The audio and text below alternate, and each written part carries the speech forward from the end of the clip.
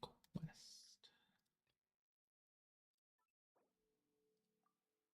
Mm.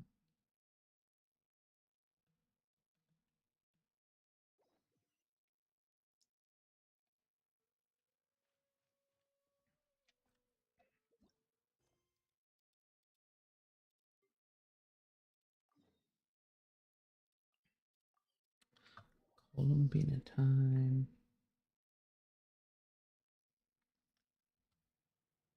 Where is she? Down there.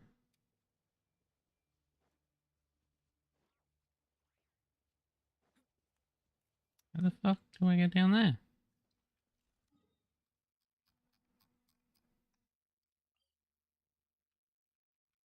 There.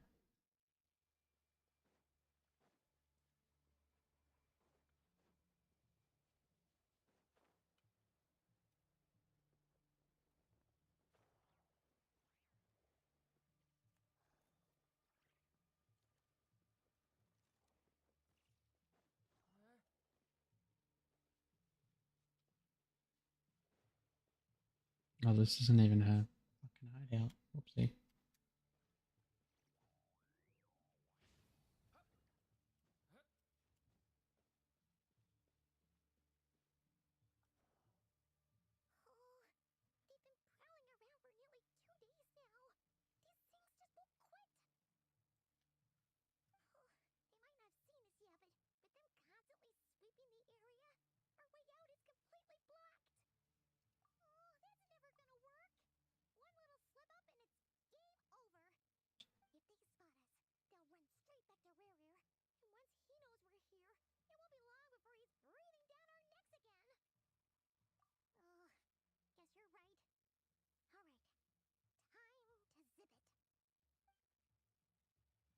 Audio's not coming through.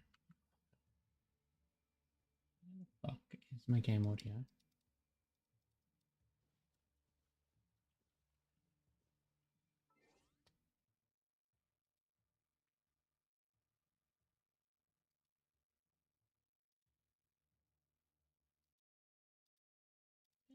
Why is there no fucking sound?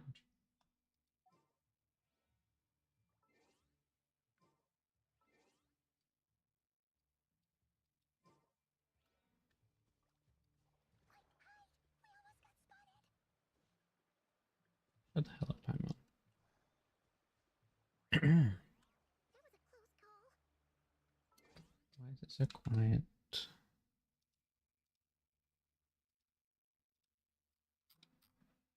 Oh, that would be why. There we go. Where am I going?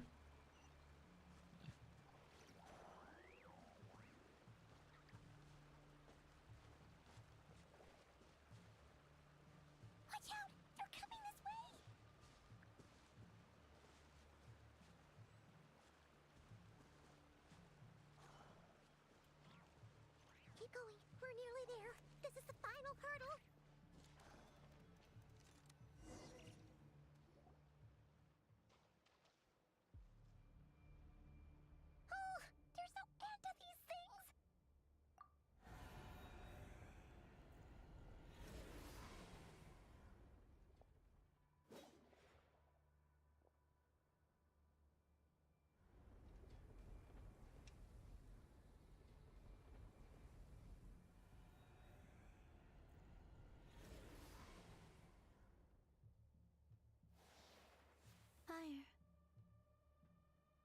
Fire? Wait, what's that smell? Oh no, there's a fire! Damn, I'm trying to burn us alive. Rude.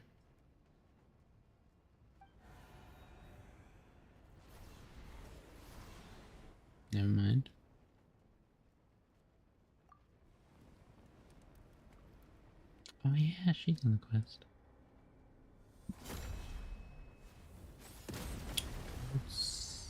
Spider-Woman.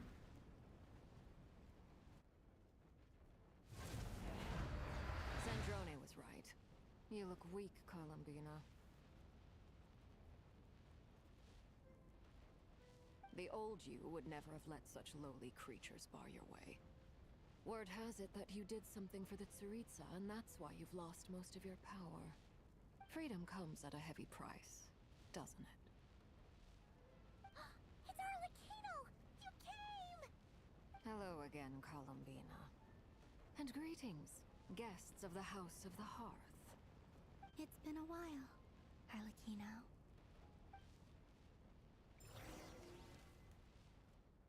The fuck?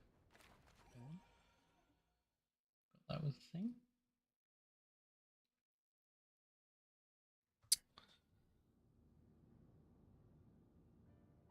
Oh yeah, we attack them. That's right. Stupid right here of stupid Solnari. Ugh, whatever. I've got all the data I need. Next time we meet, you're finished.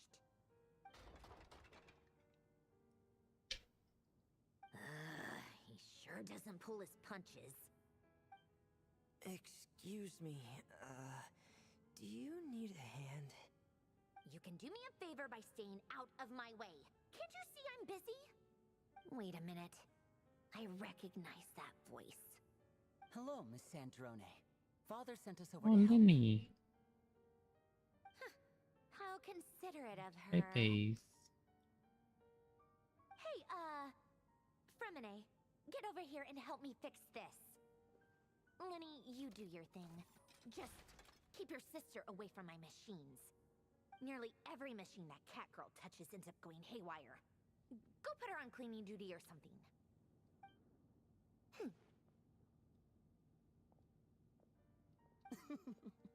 Then let's start downstairs. Fremine, we'll leave this place to you. You've got it. Wait a second. Pretty sure there's still some tea in the cupboard. If you want some, you'll have to make it yourselves.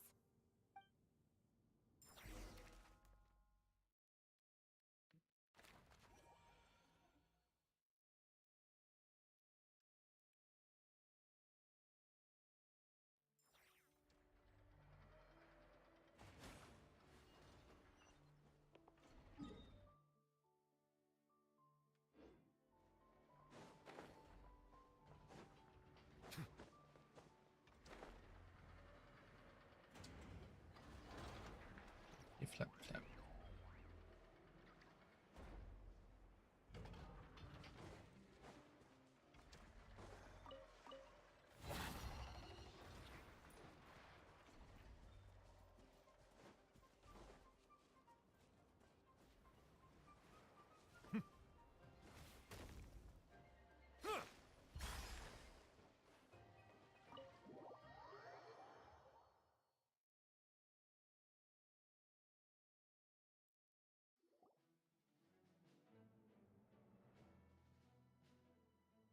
It's a relief to see you all made it back in one piece.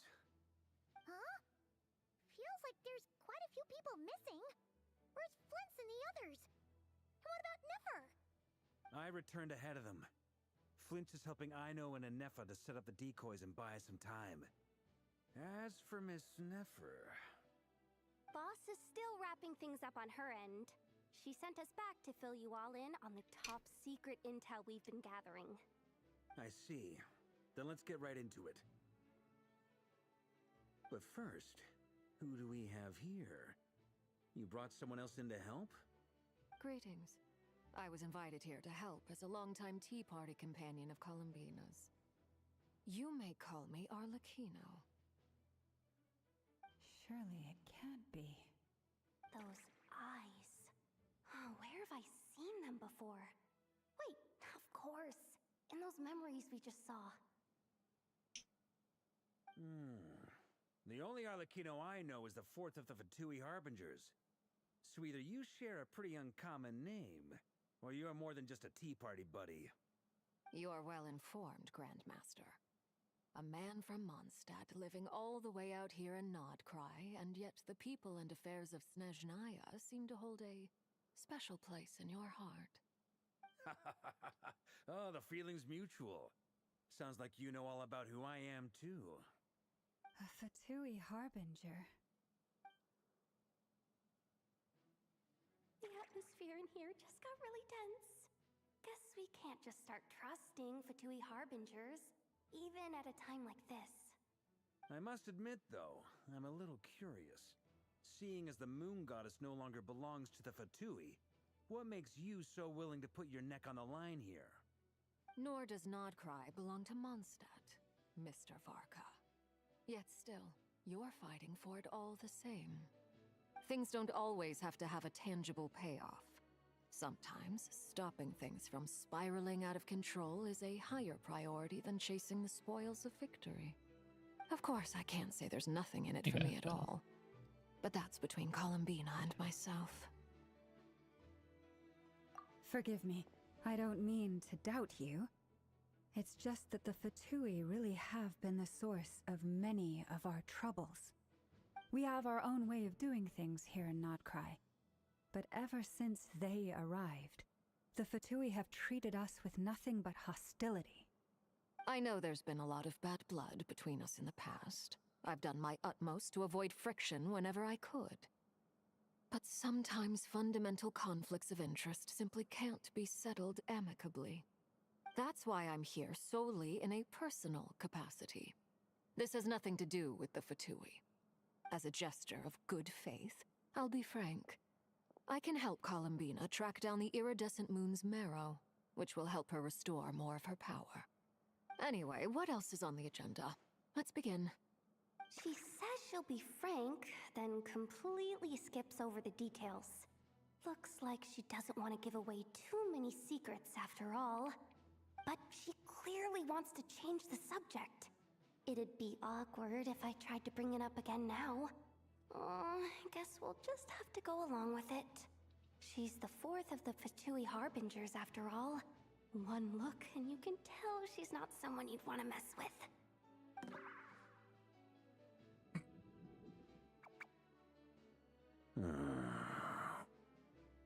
Well, since Miss Arlecchino sounds confident in her ability to handle that, we'll proceed to the next topic. Yehoda, time to share that top-secret intel. Alright, listen up everyone. First, we now know that Rerir was originally a Conrian secret agent whose primary mission was to hunt down and assassinate the so-called Dregs of the Crimson Moon. The Dregs of the Crimson Moon? In the memories, there was a lot of talk about the Crimson Moon and Eclipse, and a whole bunch of other stuff from the time of Conria.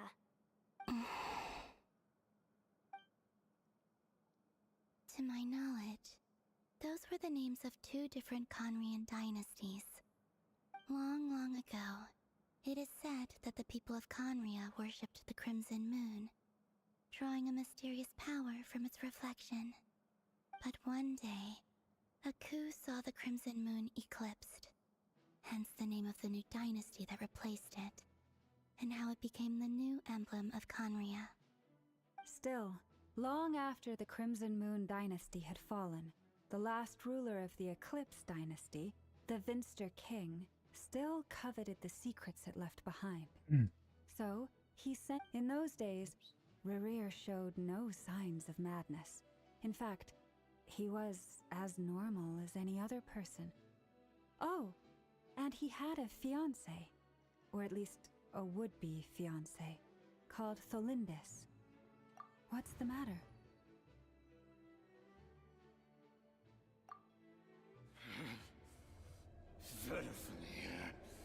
Granddaughter! Flinders!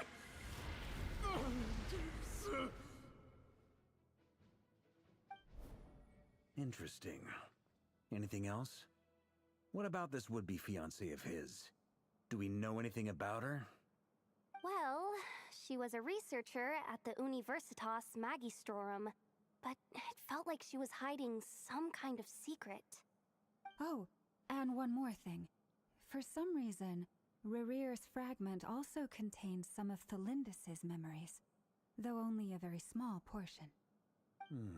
Well, no shortage of potential leads, I'll give you that. In any case, it sounds like we can conclude that while Thelindis was still around, Rerear appeared to be lucid and quite normal. Thelindis, it seems, must have been the one thing in this world that he couldn't let go of. Tell me, though, were these pure-blood Conrians we're talking about here? Why do you need to know that? Hold on. If she was a pure-blood Conrian... Oh yeah! Just like how it was with the captain! If we could somehow find her, do you think there's any chance Rerear might regain some of his sanity? It's possible, but it would take a miracle. We can't pin all our hopes on that. That merchant who Nefer knows, Dori Sangama Bay. Maybe we could hire her to look into it. All right, then. Let's keep working in our separate teams. Traveler, Paimon, Kutar, and Miss Arlecchino will go look for the iridescent moon's marrow. As for the others... On the way over here, I noticed that the Wild Hunt monsters had grown even more frenzied in their search for Kutar. At this rate, the people living here will be in grave danger too. So I'm thinking of gathering together some of our followers to go wipe them out. I'll head back to the curatorium and meet up with the boss. Feels good knowing we've all got something to be getting on with. Given that the Wild Hunt has been a lot more active lately, the Lightkeepers have likely begun their own operations too. If that is the case, someone will need to pass the news on to Flint's. I'll hold the fort for now, then discuss our next move with Flint's, Aino, and Anefa when they get back. All right then. Well, the clock's ticking. If that's everything, we'll be on our way. We'd better get moving too. We'll try to buy you as much time as we can. Relax. Just do your thing. Now, I decided to call in some backup since things are getting so hairy. Our reinforcements should be here any minute now. Stay safe, everyone. Dismissed.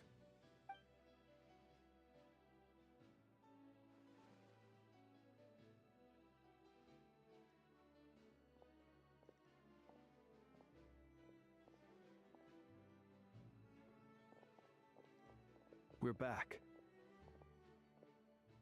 Did we get here a little early? Or a little late?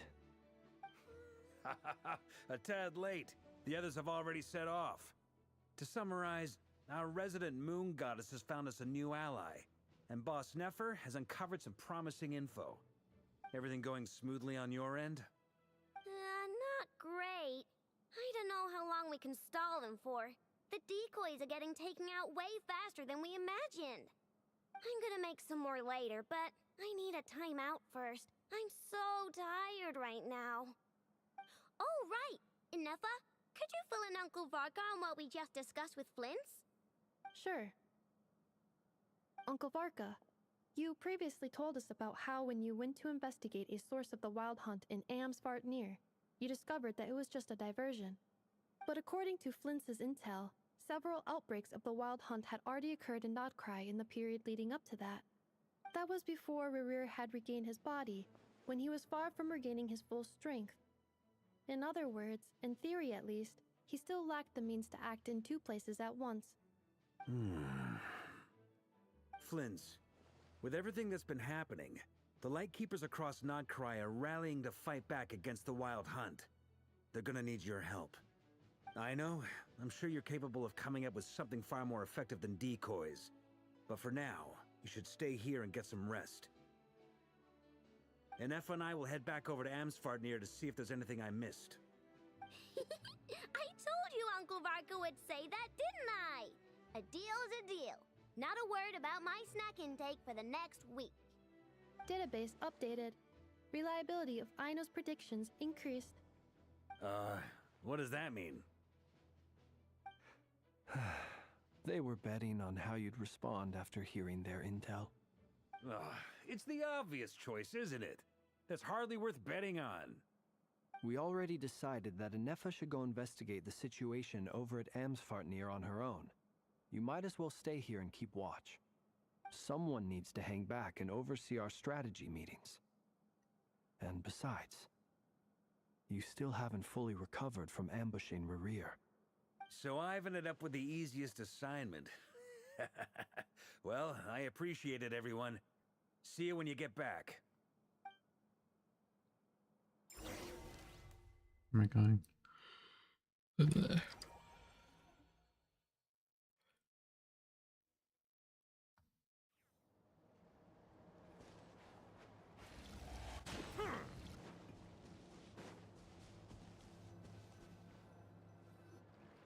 Here, this will serve as a good spot to cross over. Arlecchino, hold up a second. Since you brought us all this way, would you mind telling us what you've got planned? We still haven't got the slightest idea what's going on here. And if even Columbina doesn't know where the iridescent moon's marrow is, how do you? Simple. Because I am an inheritor of the royal bloodline of the Crimson Moon. And one of the last surviving embers of the Two Worlds' flames. Huh? Are you serious? As in, you're a descendant of that Crimson Moon dynasty we were just talking about? The one from ancient Conria? Your surprise is understandable. I was also taken aback when I first learned of it. But the more I thought about it, the more I realized the signs had been there all along. When I was young, I discovered I could wield a very special kind of fire. It coursed like blood through my veins and smoldered away inside my nerves. What's more, whenever I experienced strong bursts of emotion or drew too deeply on this power, it was like some kind of presence within the fire would begin to gnaw away at me, consuming me from the inside out. Exactly. That is why my hands are like this too. At first I Those saw are only actual as a hands, not curse, gloves. but once Oh, I damn. became a harbinger, the jester apprised me of the truth. Together with my own investigations over the past few years, there are several things that I have gradually come to understand. For instance, take the so-called Crimson Moon. In truth, it is nothing more than the shattered remnants of the iridescent moon, fused with the abyss to prolong its lifespan. Since this blood flame was bestowed upon me by the Crimson Moon, it is a fusion of the iridescent moon's former power and the corruption of the abyss. You all understand the nature of the abyss well enough. I draw upon its power, and in return, it hungers for my soul. This strange blackness is the mark of corruption it has left behind. If I recall correctly, you once told me that if the corruption ever made it to your heart, you'd become a completely different person. Yes, and that's the reason I'm always careful not to push my power too far. It's essentially a never-ending tug-of-war. Oh, sounds intense. Anyway, the rest of my story can wait. Is there anything else about the Crimson Moon or the Iridescent Moon that you're unclear about? Paimon has a question. So, the Crimson Moon that the Carians used to worship was actually the Iridescent Moon, right? Which was one of the three Moon Sisters. Does that mean that the Carians were to the Crimson Moon as the Frost Moon Scions are to the Frost Moon? So much of that history has been lost. We have no way of knowing exactly what they were like. But I would suspect that the Conrians weren't as devout in their moon worship as it might appear. The iridescent moon's remains simply served as their link to the abyss. Later on, perhaps someone discovered a way to make direct contact with the abyss. Or maybe there was some kind of ideological divide. Either way, a dissenting faction staged a coup and drove out the royal heirs of the Crimson Moon dynasty. Still, even with the dark sun looming high overhead, the Crimson Moon's glow never truly faded. If you want living proof, it's standing right before you. The first time we met, I sensed something familiar in your presence. When I looked at you, I felt I could see that mysterious red moon in the corner of my eye.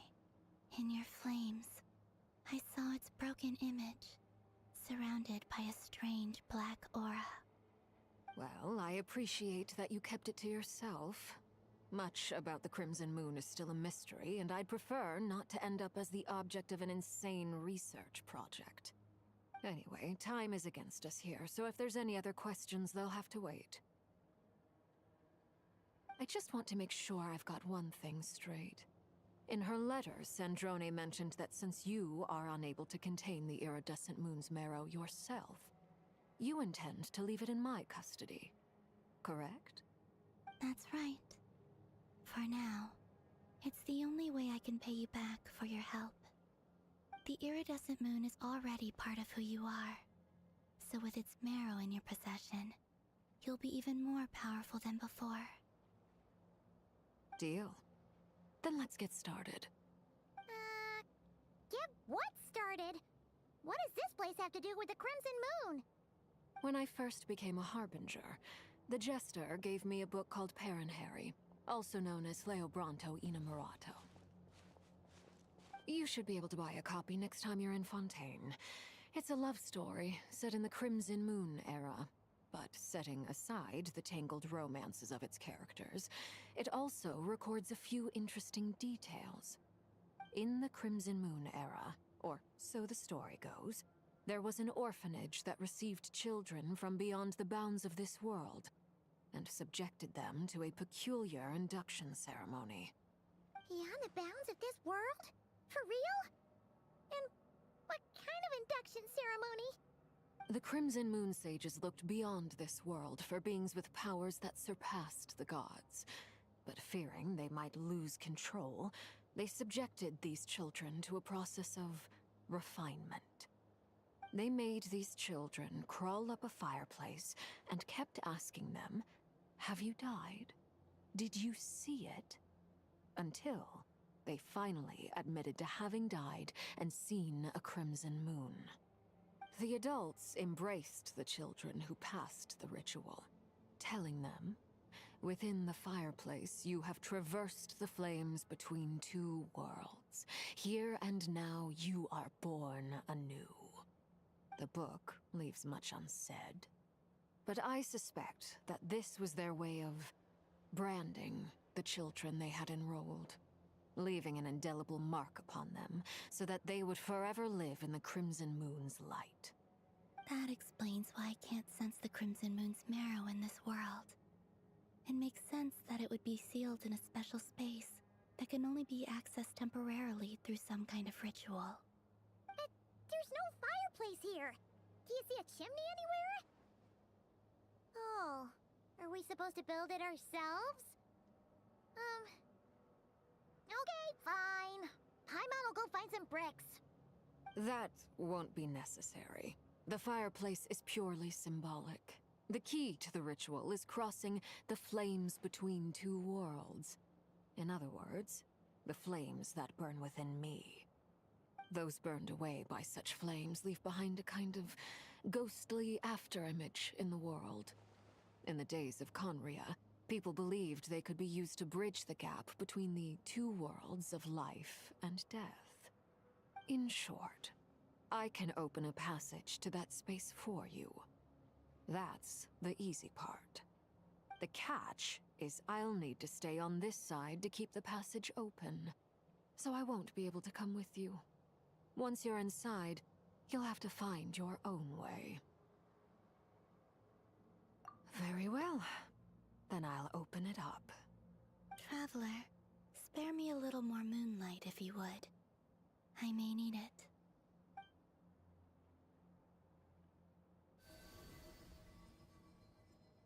Thank you. I feel like I've recovered some of my strength now. It should be enough to move us across short distances and confront whatever dangers might await.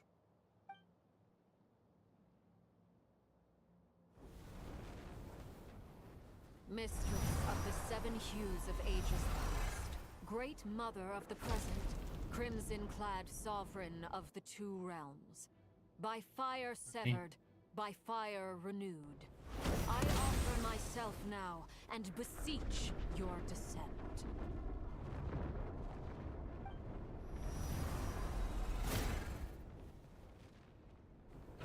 in Ohio.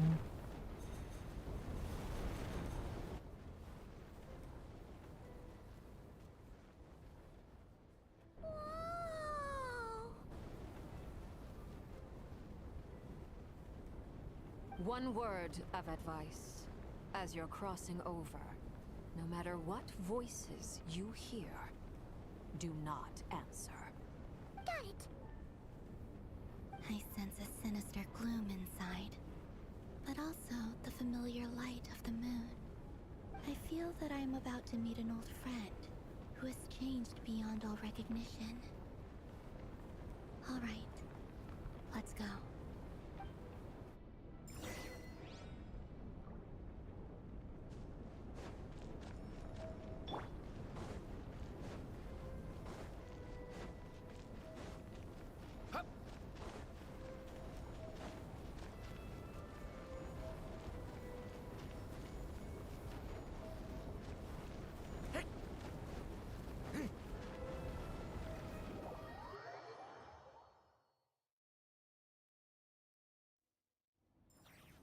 I sense your presence, and it brings death and rebirth.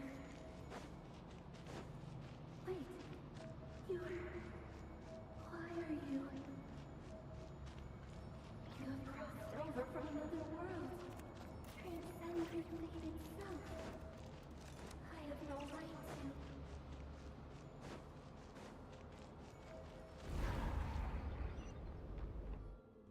Hey! Look up at the sky! A red moon! This must be the spot, right? Is that the abyss? It's practically filled the entire place! What now? What a tragic sight. Fragments of your broken body, seized by the abyss, and hung up aloft like mummified remains. Iridescent moon. Was this truly what you wished for? Careful! There's something spooky about this place. Feels like something is lurking in the fog. Paimon's right behind you. Whatever you do, don't run off without her.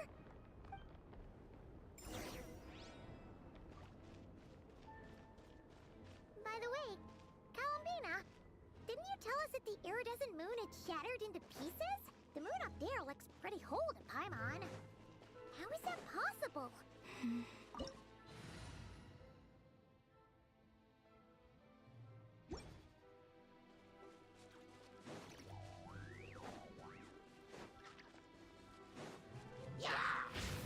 Thunder! Gah! The abyss is burning shadow! Gah!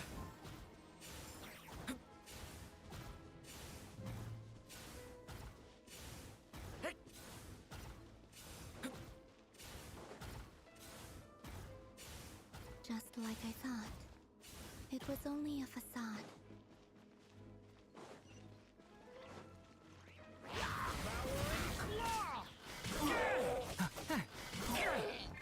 Silence! The abyss is burning shadow!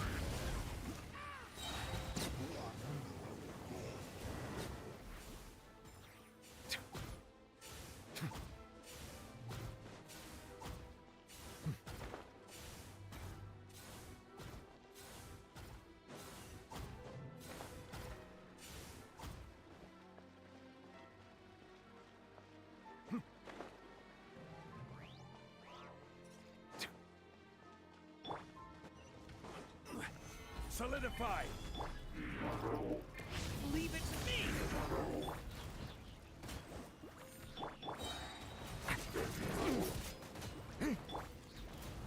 Bow your head. Let the mighty be humbled!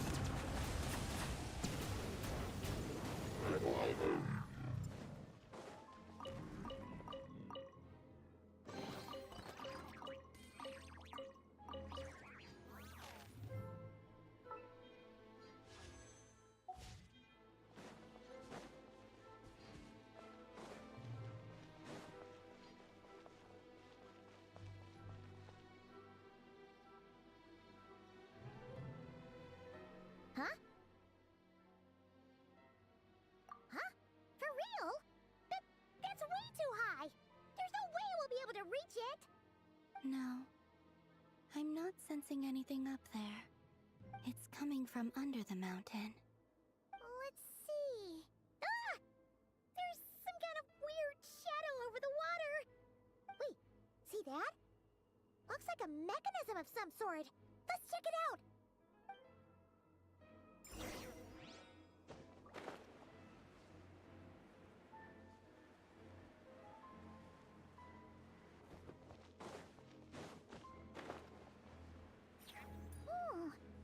Looks like a device from the time of Conria. Maybe people once came here to study the Crimson Moon's domain, and they left this behind. Oh, if we can activate it, we might find some clues.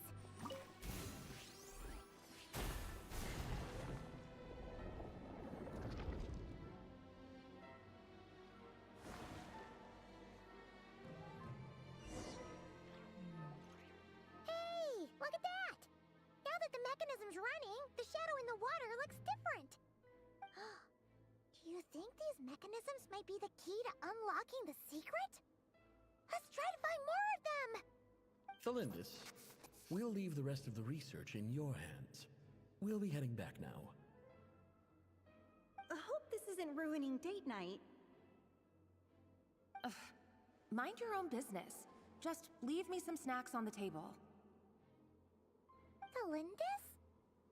Is that Rerear's girlfriend? How come we're hearing her voice here? Oh yeah. So, do you think she was studying this strange space all along? The Abyss has made this space extremely unstable. Maybe that's why some of the things she said and did were preserved here. Like echoes. Or after images. Whenever I see this view, it takes me back to a poem from my childhood. Waning moon, oh lifeless damsel, weeping on the mountain crest. Mourning still in wistful tone, her fragile soul now laid to rest. For me, of all people, to be here investigating the mysteries of the Crimson Moon space. Is it a coincidence? Or something more?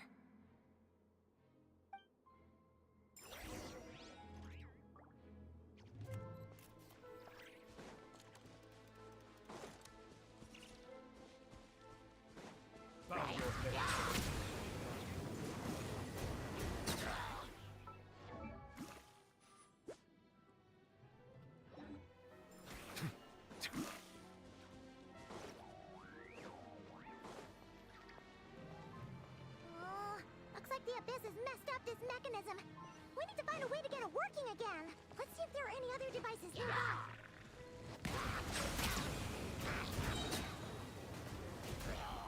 Nice and spicy. Leave it to me!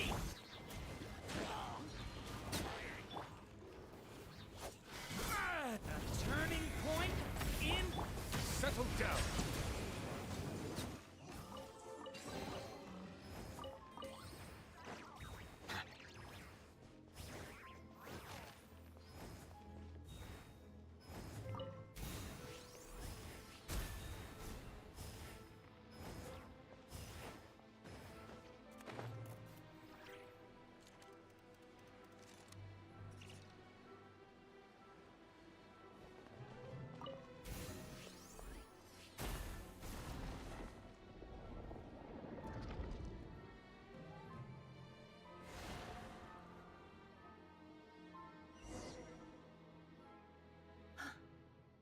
See.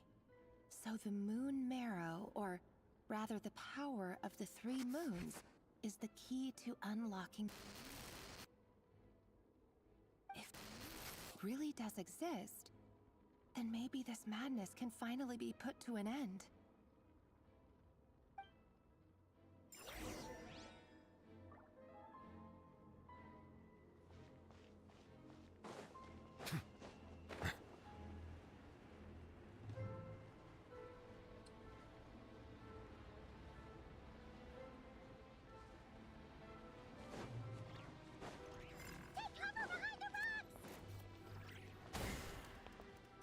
Whoops.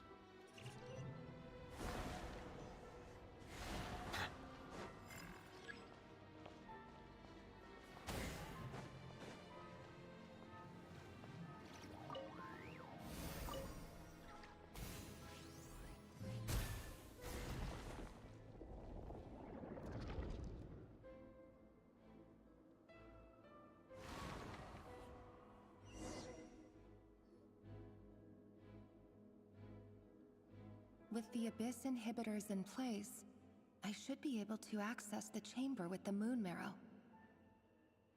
Oh, Revier, with every step you take, you're drifting further from what you truly desire. But you're not the root of the problem. Ever since that outsider set foot in Conria, the Vinster King has sunken deeper into madness. If only I could get my hands on that outsider.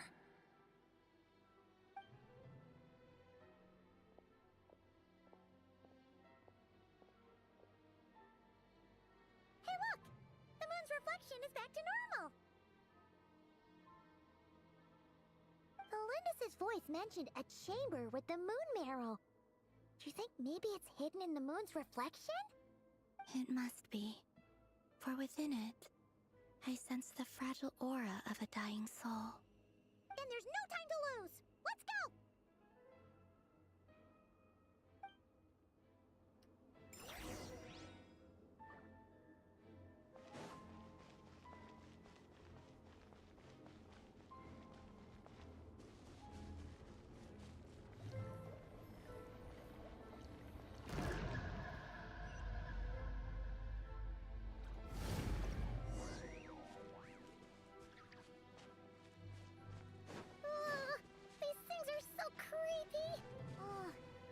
Looks like we'll have to destroy them if we want to get to the iridescent moon's marrow.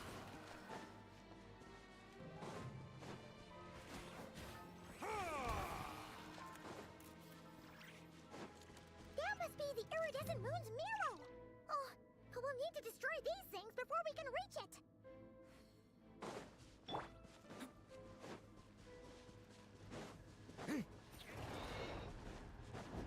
Leave it to me! Boba, get them! Stabilize!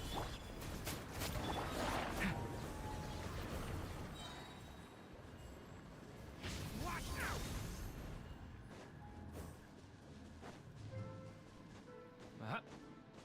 Hey. Hey. Watch out! Bow your head.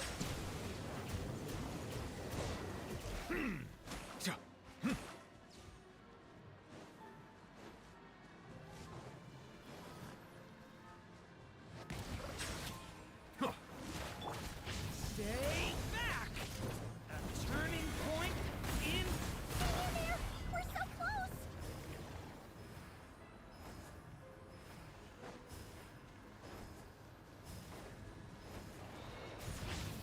Watch out! Does this make a Damn. good ending? Gather! Order guide you.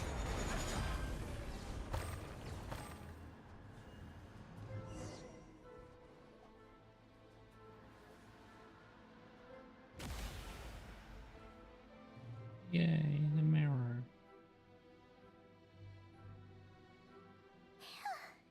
We finally did it! The iridescent moon's marrow. Still burning away like an undying flame, yet now contaminated by the abyss. It has taken on a new form entirely.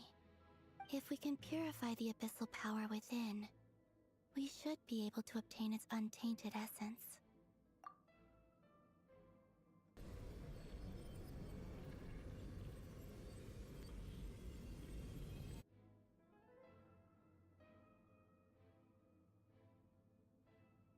It's so cold.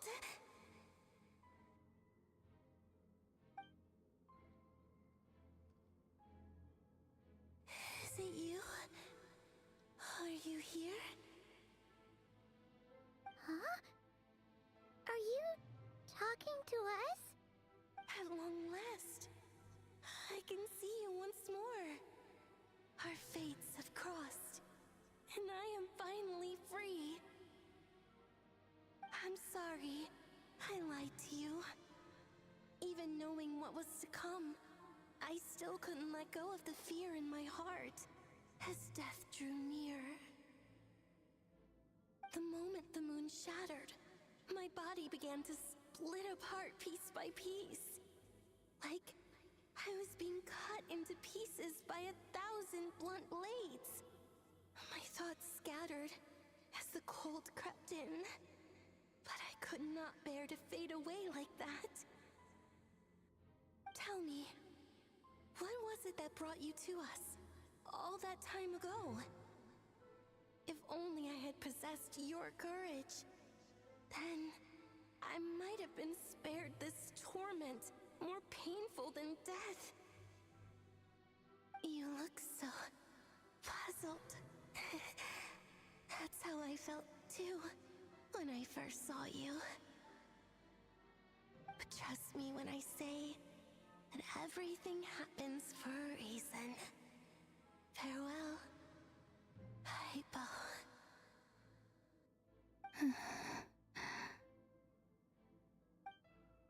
What was that all about? Was that the goddess of the iridescent moon? Oh, it sounded like she was speaking to a long-lost friend. But none of us have ever met her before, right? Perhaps. She took me for the goddess of the frost moon she once knew. For a fading soul like hers, our auras must be too similar to tell apart. But anyway, we've got the iridescent moon's marrow now. That should help you regain your strength, right? Alright, time to leave this place and meet back up with Arlecchino. Let's go!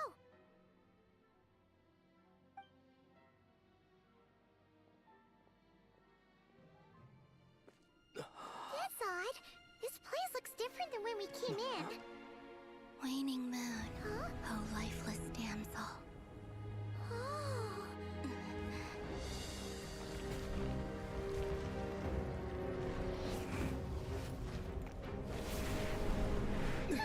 Hurry! The place is collapsing! It wants to trap Demon. us here. Who's it? The Abyss? Now we've taken the moon marrow. All that's left here is a dark will. It will show us no mercy.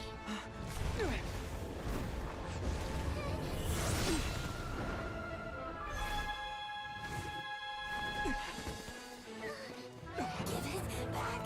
The crimson moons! My marrow! My heart!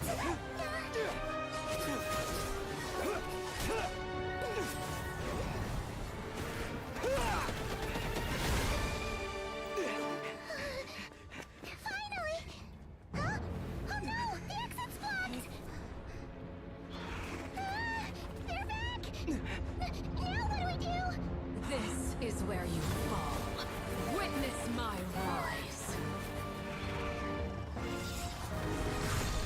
Hey, it's... What are you waiting for?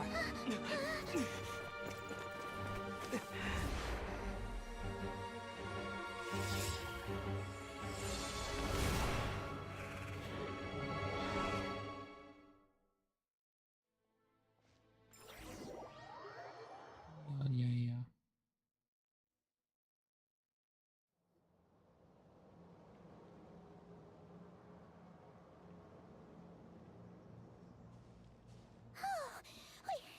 We made it!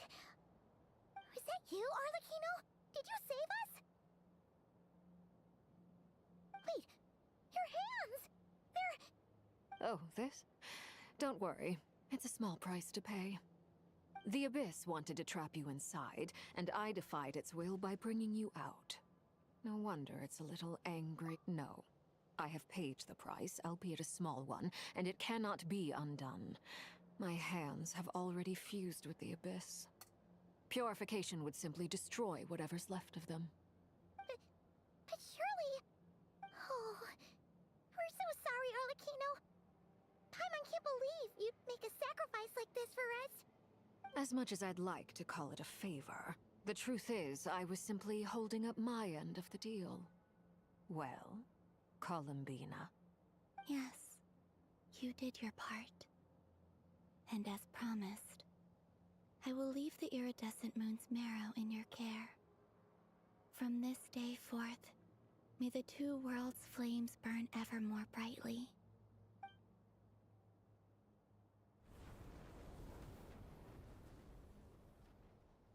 I'll take that as a blessing. Now, Columbina, give me your hand. Accept this moonlight I offer in return.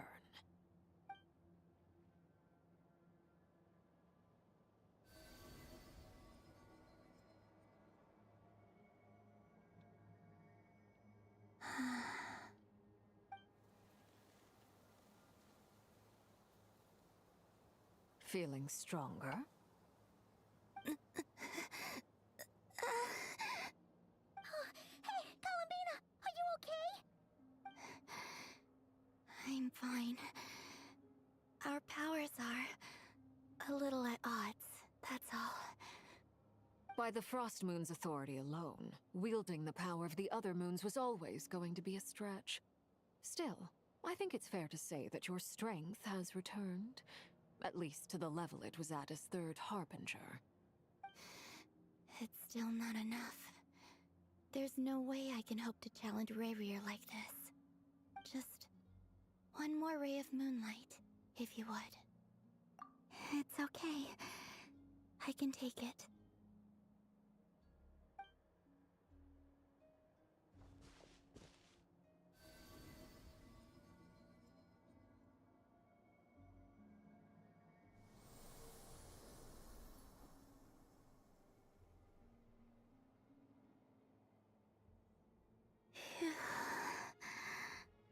How about now? Fighting fit? At the very least, I won't have to stay hidden like before. I want to see him gone from Not Krai. The ray here of Solnari and his wild hunt must be sent back where they belong. Well, it's good to have something to aim for. You certainly seem more alive now than you did earlier. When I first met you, you didn't strike me as a ray of moonlight. More like a wisp of fog drifting in from who knows where, ready to scatter at the first sign of a breeze. But now, you're full of vitality. Just like the Frost Moon, once the brightest of them all. May you keep shining, Columbina. This is who you are. Thank you. Look after yourself too, Arlecchino. I know you have plans of your own, and that's why you're always seeking to grow stronger. But whatever you're after, don't let the Abyss take a hold of you. I do not wish to see you go down the same path as Rarier. I appreciate the concern, Columbina. Although perhaps it's time you took a new name. A new name? Kutar, the Moon Maiden, Columbina, they're nothing more than code names. They describe who she is and the roles she's played, but they're not her real name. We often use code names in the House of the Hearth, too. But it's knowing your real name that keeps you grounded. Up till now, you've been living a wandering life, so you've probably never really cared. All I'll say is this. Once you've defeated Rarier, give it some thought. All right. That's it from me. I'll get you back safely first, then go meet up with Sandrone. You're the best! I appreciate the gesture. It speaks to your good character. Anyway, let's get going. There are more urgent things to do right now than trade compliments. That was attack 3. Cool.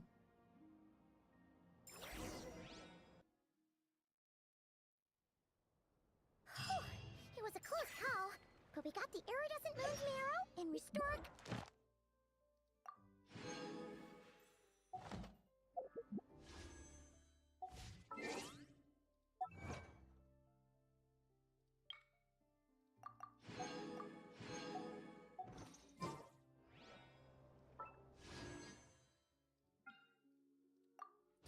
See if I can get anything.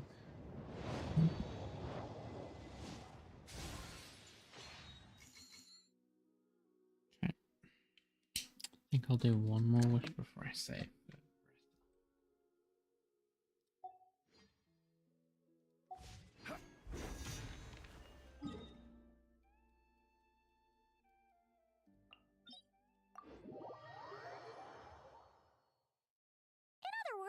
Mission accomplished! Paimon wonders how everyone else is doing.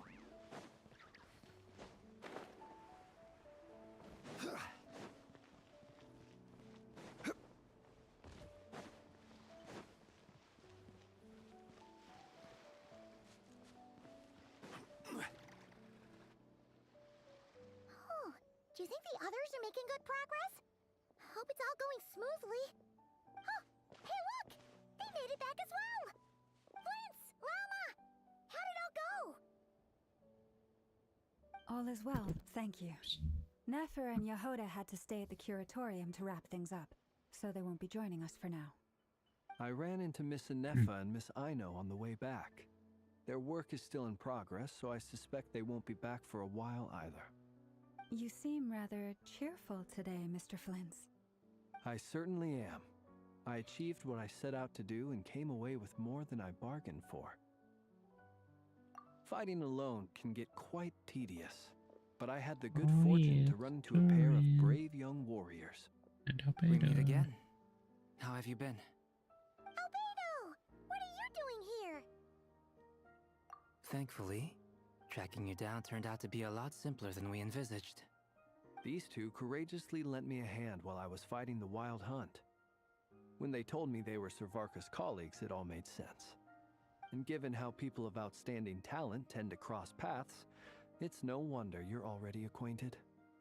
So, who's your travel buddy, Albedo? Why don't you come and introduce yourself?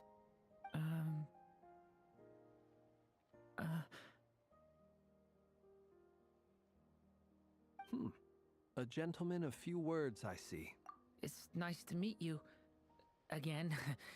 We've technically met before. Wait a sec! You're Minnie Durin! That's right. It's me. I'm glad to see you again. By the way, he says it's okay if you drop the mini. Yeah, I'm not as mini as I used to be. Interesting, isn't it? The first step towards blending into human society appears to be reflecting on whether one's name really reflects who they are. Wow! You look so different! In a good way, of course. It's great to see you looking so healthy. Thank you, Paimon. And although you're as mini as ever, I understand that diminutives don't always convey endearment. I'll be sure to simply call you Paimon as a sign of my great respect for you. Wow! You're such a smooth talker now. Paimon could get used to this. From now on, you may refer to her as... Personally, I think our little Paimon is the perfect size. When people call her Little Paimon, it's just because she's so adorable that they can't help themselves. If that's not a sign of endearment, what is? You're absolutely right, Miss Lauma. My brother still has a long road ahead of him when it comes to understanding human relationships. Anyway, speaking of long journeys, didn't Columbina, leave with you? How come she isn't back yet? She's been catching up with old friends. Wouldn't be surprised if she stopped for a cup of tea or 10 on the way back. Uh-oh. People are talking about me. Hope it's nothing negative.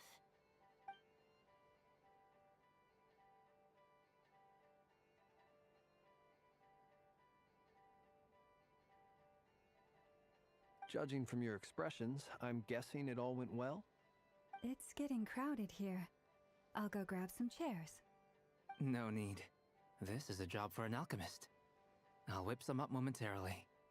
Thank you for your hospitality, ladies and gentlemen, but I was merely escorting my friends back.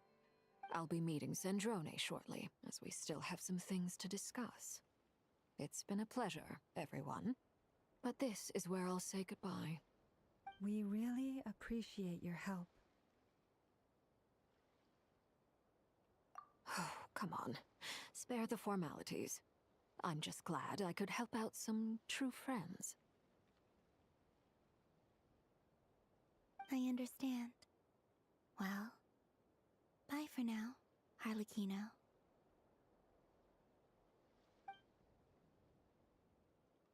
Oh, this place is hopping. It's probably a good thing one of us left. Otherwise, we might not fit all these people in. Are you saying we're about to run out of chairs? As a matter of fact, I am. Come on in and see for yourself.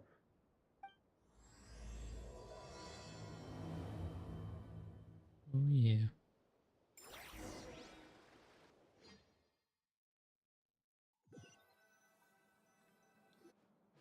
Huh? Stain. Intermission.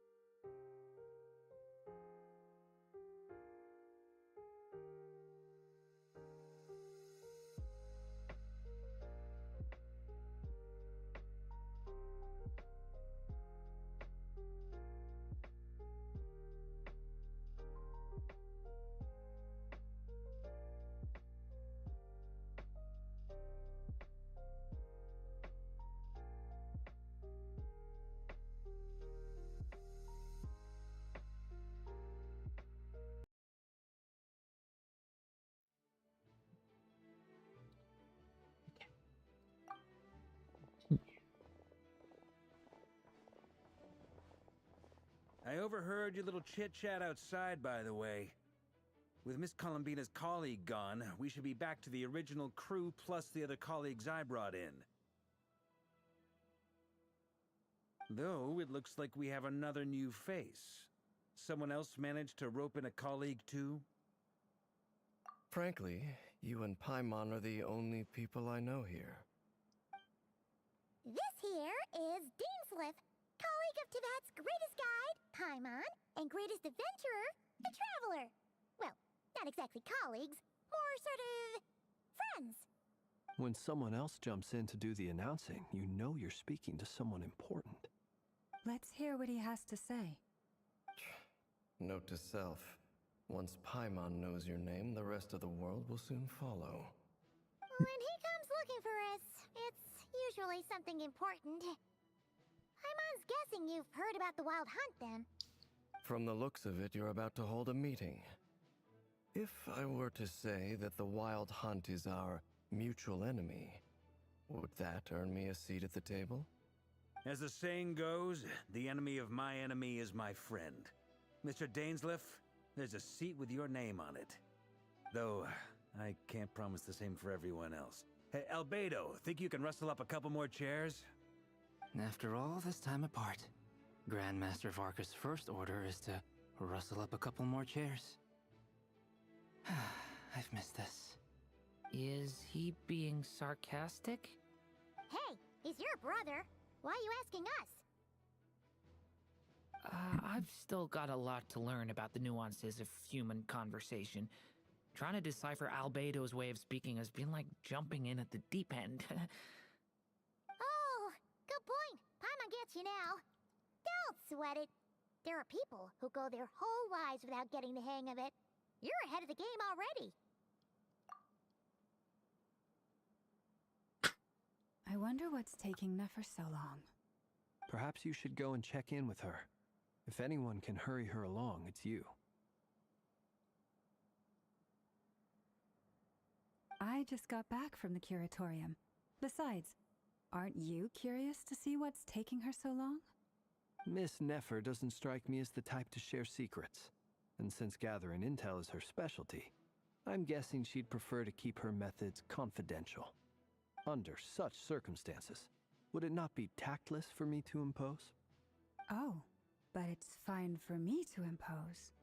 What can I say? You have an unrivaled ability to garner people's affection, Miss Moonchanter. Besides, you have far more in common with her than I do. All right, then. Impressive. She barely fought back at all. I admire your powers of persuasion, my friend. As I'm sure Miss Lauma will realize soon enough, the trick in life is to always pitch in with other people's responsibilities so that you can be selective with your own. Another trick is to simply hide in the background. Spoken like a true sage.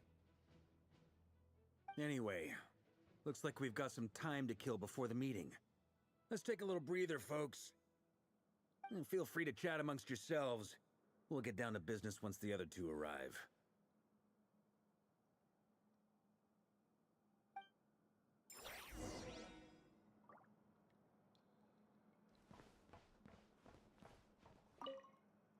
You're both awfully quiet.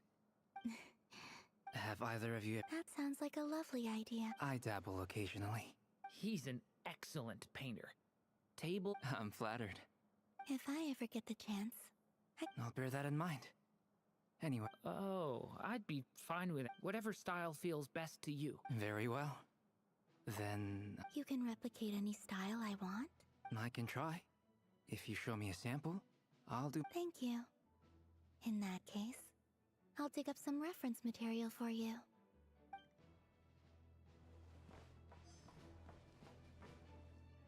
Is there something you'd like... Yeah! For starters, why'd you just... If you think back to our previous interactions, you may recall that that's hardly out of character. You do have a point there. Oh yeah! You'll need to find somewhere to stay the night too, right? Wanna tag along with us? You never know. We might get a group dinner. Sure. Let's do that. Great! Paimon will handle it! And in return, we can get Dainslift to be our very own personal... If that's what you had in mind, you should have said so sooner. I'd be happy to help.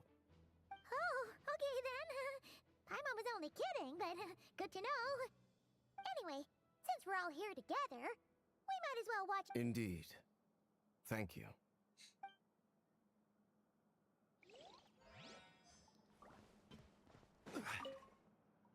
Truth be told, I can't remember the last time I was in a meeting with so many people. You're not alone there, my friend. The light... I don't doubt that. I've only ever met two Ratniki, one being you, Oh, and the other Nika. being that young guy, Eatlua. Oh, wait, Eatlua is a good apple. I'll give him that. wait. Spellings? He's kind, honest, and regularly delivers supplies to my lighthouse. A true Ratnik to the core. In that sense, he puts me to shame. So you're what? A fake Ratnik? That's what it sounds like you're saying. But I get the feeling that's not quite what you meant.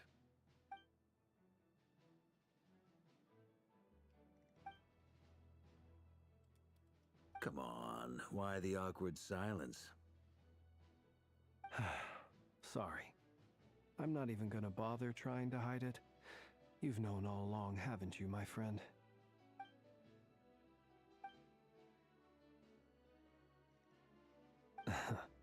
Now that was an awkward silence. Let's just keep this between ourselves. Probably best if Eatlua doesn't know, huh? That goes without saying. Gotta be careful what you share with youngsters, after all. Anyone else in the know? Let me guess. The Traveler and Paimon? It's dangerous being too sharp for one's own good, you know. Then, in the name of the Animo Archon Barbados himself, I swear your secret's safe with me. When we went for drinks, you said that you and Barbados were practically best buds. In the light of that claim, do you really expect me to take your oath seriously? Of course. Just as long as you don't go spreading around the fact that I'm close with Barbados, all right? Fair enough, then. Nothing like a bit of mutual leverage to seal the bonds of friendship.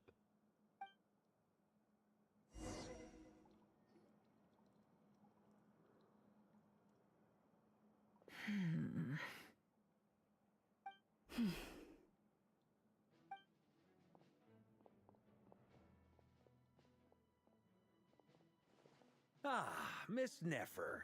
You made it after all. But what about Yehoda? I'm here to give you an update on how things are going on our end. Once this is over, I'll be heading straight back to continue my work. I left Yehoda back at the curatorium to watch over things while I'm gone.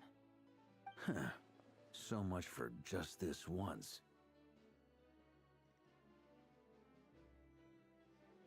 Shh! Not so loud! We're on a roll here! What if she remembers and suddenly decides to back out?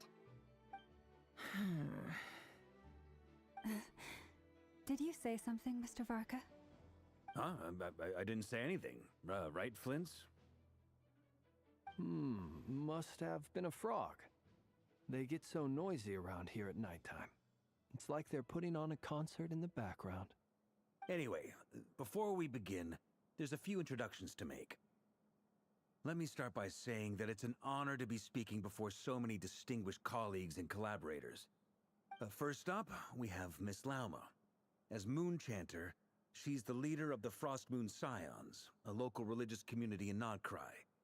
Then there's Miss Nefer, boss of the Curatorium of Secrets, an intel gatherer extraordinaire.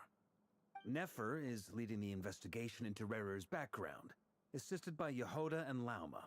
From the little I've heard, they're making some great progress. Over here, we have Mr. Flint's, a Ratnik and guardian of the abandoned lighthouse. In our last operation, he courageously distracted the Wild Hunt to buy time for the rest of us. For those of you who've never met, this is Mr. Albedo, a renowned alchemist and captain of the Knights of Favonius investigation team. By his side is a new face for us all, myself included, Mr. Durin, who has come to lend his aid. Next up, we have the Moon Maiden and former Fatui Harbinger, Miss Columbina.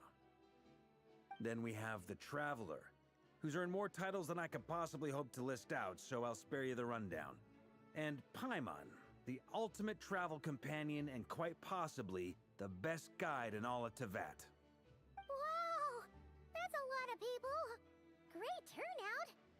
Miss Nefer, it looks like you might have another job coming your way. So, congratulations on the booming business, I guess. You think I haven't got enough on my hands as it is? Who's looking for me now? That would be me, Miss Nefer. I have a commission for you. And you are? Who I am doesn't matter right now. What does matter is that I'd like you to gather more intelligence about the Recher of Solnari. Well, it's not as if we never take on anonymous commissions. But in your case, I'll have to decline. I'm gonna take a wild guess and say your job's probably more hassle than it's worth. Something about you seems like bad news. It's my eyes, isn't it? Conrian, I assume. And what's with the mask? Are you trying to hide your identity? In any case, the fact that you're even still alive raises an awful lot of questions for me. My name is Dainsleif. And yes, I am from Conria. As I'm sure you're aware, the Recher of Solnari's real name is Rerir. He was once an acquaintance of mine. Really? Then you must have been quite an influential figure yourself. You flatter me, but none of that matters anymore. My point was simply to clarify why I have asked Miss Nefer to investigate Rerir's background. So you're both from Conria, and it sounds like you used to be friends? What am I missing here? Surely you already know how he became one of the Five Sinners. I'll tell you everything I know. The history of Conria, the names and identities of the Five Sinners. I remember it all like it was yesterday. I have never spoken openly of this before. But the truth was exactly as people say. The Five Sinners were each driven by their own desires, and it was by playing upon these that the Abyss tempted them to their fall, tearing Conria apart in the process.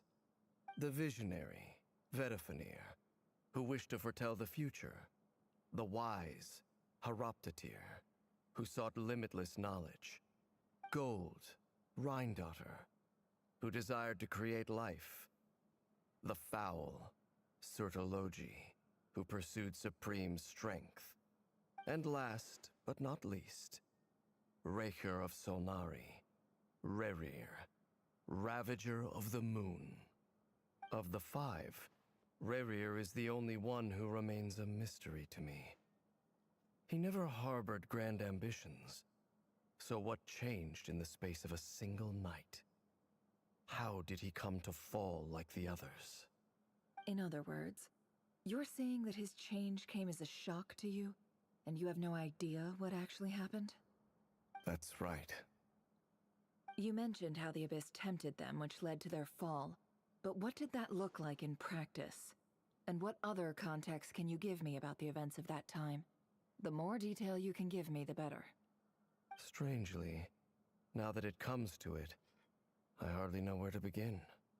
The fateful night took place during the era of the Eclipse Dynasty.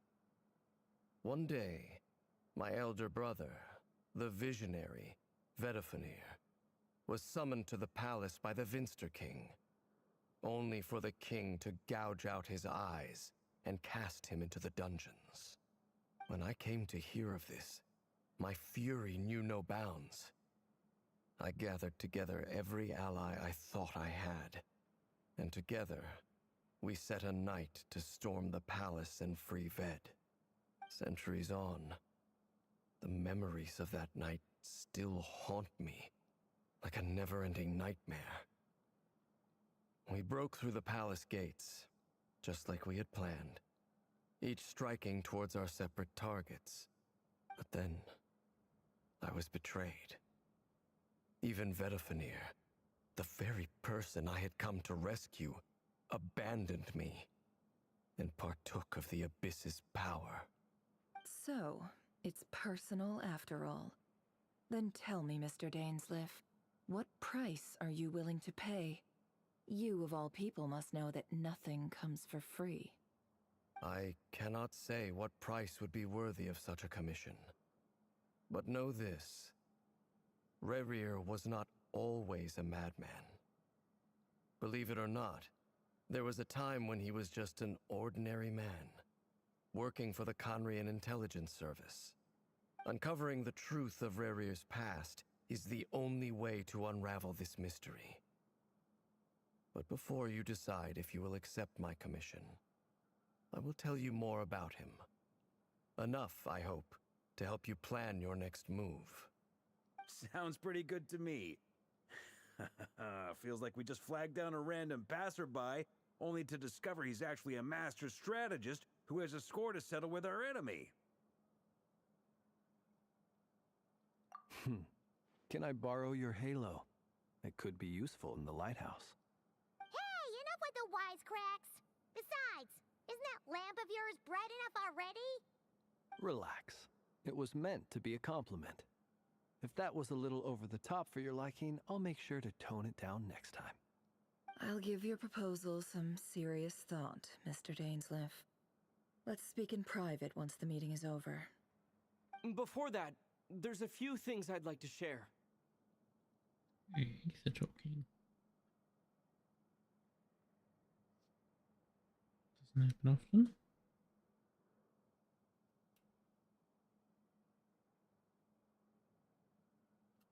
Now that we've united the hearts of the three moons, your power should be greatly enhanced. But it seems like that hasn't happened yet. I believe it will take a little longer. You've done so much for me, so I want to be completely honest with you all.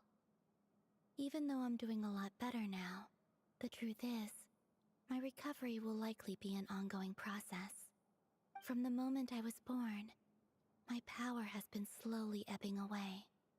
And that is because Tevat has never accepted me. Even with the moons united as one, it seems my rejection cannot be undone. So far, I have yet to find a solution. It may turn out to be a problem that will plague me until the day I finally leave this place behind. Even so, I will do everything in my power to help you drive out the Ray here of Solnari. As Arlecchino put it, this is not about chasing the spoils of victory. It's just a gesture of heartfelt gratitude. Kutar.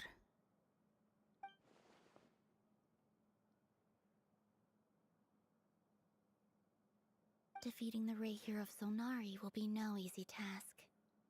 While my strength slowly recovers, we'll also need to gather more intel. Naturally. We should take all the help we can get if we hope to defeat him. We've considered several viable plans now, but our choice hinges on the answers to a few key questions. Is it even possible to kill Rerir? What experiences shaped the person or monster he became? And what's he really after? Given Albedo's expertise in alchemy, I think we should leave him to try and answer the first of these questions. Understood. As for the other two, I'm afraid we'll have to count on you again, Miss Nefer. Believe me when I say it's not my wish to burden you. But right now, relying on your skills is our only option. So you're placing all your hopes on me, huh? We can't thank you enough for agreeing to help us. Honestly, I can hardly believe how lucky we are. You sure have a talent for changing your tune, Miss Moonchanter. Timid like Yehoda one moment, then flinches insincere flattery the next.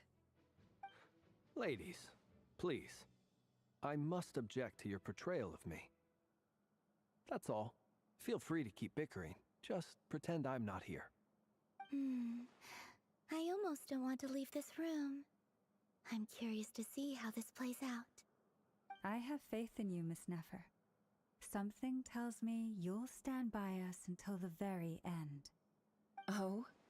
And what makes you so sure of that? What if I suddenly decide that my compensation is insufficient? This isn't about the money.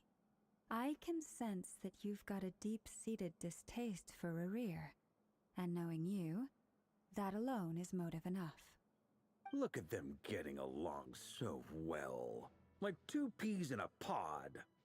And I'm the one they accuse of insincere flattery. There is no justice. Miss Lauma, you have to understand something. Unlike you, I don't actually enjoy having everyone's hopes on my shoulders. Is that right? Well, maybe the fact that I'm willing to put my hopes in other people says more about me than you. But the fact is, I also trust you. And that's because I know that you're someone we can count on. Anyway, we've got our plan, so let's get moving. Mr. Dainsleif, let's talk. And Traveler, once we're finished, if you've nothing else planned, I'd like you to come with me. This whole experience is teaching me a lot. For instance, I now know that when other issues come up in the future, I'll have far more luck getting Lauma to convince Miss Nefer than trying to do it myself. Hate to say it, friend, but that's one of the funniest things I've heard in a while. Why? You think I've got it wrong? Quite the opposite. But what makes it so hilarious is how long it's taken you to realize.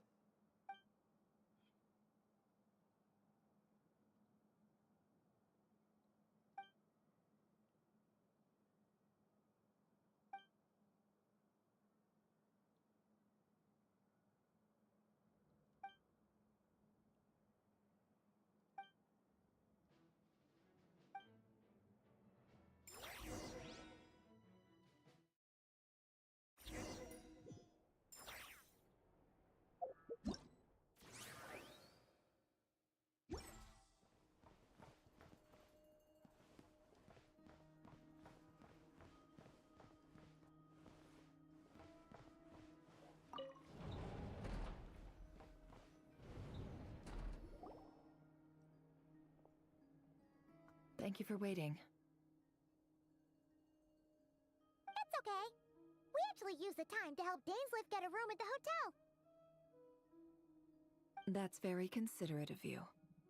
Now, I trust you share my curiosity about Rarier's past, and you seem fairly familiar with Mr. Dainsleif already.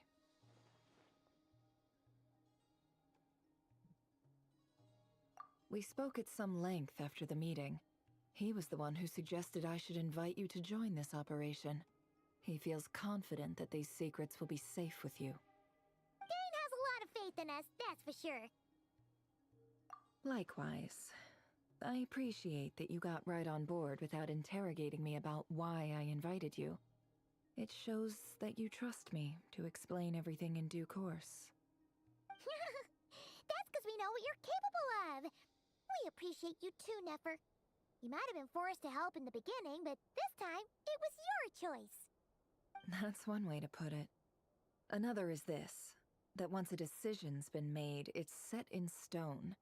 After that, my only goal is to see it through. Alright, so here's how it is. I'm going to access Rarier's thoughts again using my confidential method. Now, I'm sure you've seen things like this before on your travels, so you're surely well aware of how dangerous it can be. The reason I've gathered you all here is to ensure my safety during the proceedings.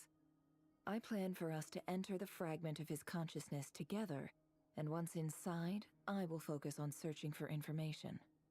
Think of this as a diving expedition into someone's brain. If I'm the diver, you are my safety equipment, tasked with keeping me alive while I'm under the surface.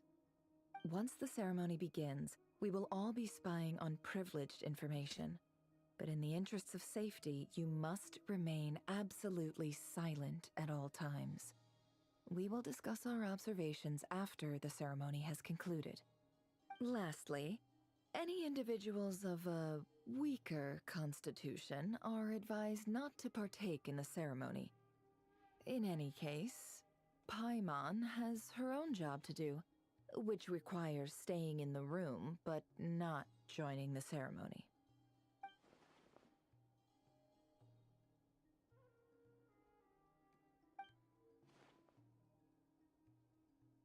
Well, good luck, everyone! is cross our fingers and root for you guys. There's a little more to it than that. I was being serious when I said you have a job to do. While the rest of us are inside Rarier's mind, it's imperative that we have a team member on the outside. In the event that something goes wrong, you will be our first responder. I don't anticipate any issues, but the extra level of safety will be greatly appreciated. I second that. This is a dangerous operation here, and you're our whole rescue team. That's pretty much the most important job in the crew. So, Paimon's like the lifeguard? Yeah, that makes sense. Alright, got it. Good. Please, take a seat. We'll get started momentarily.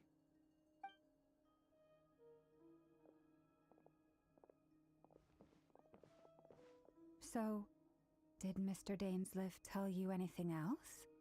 He told me that he believes Rarier kept some big secrets in his life. He's not sure that they were the cause of his eventual downfall, but he's asked me to uncover what those secrets were all the same.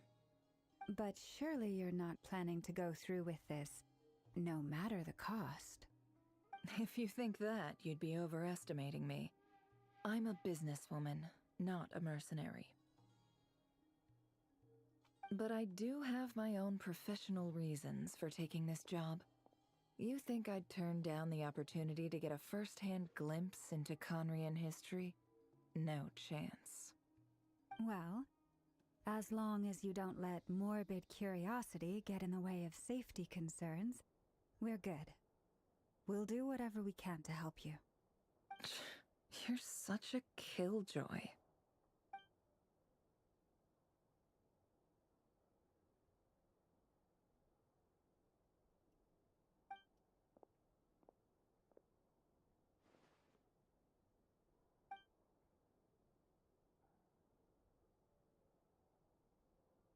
All right, I'm good to go. All set over here, too.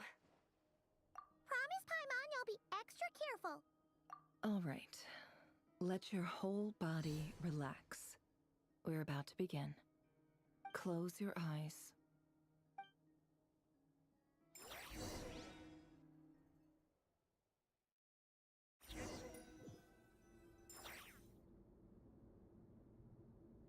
Phew.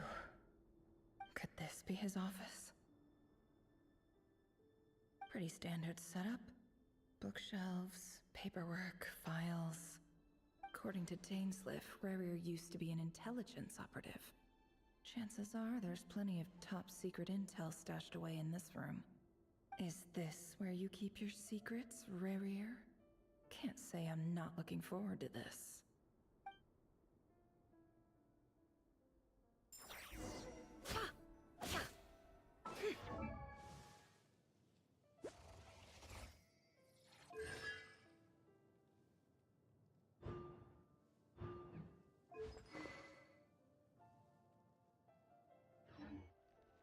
He looks even gloomier than last time.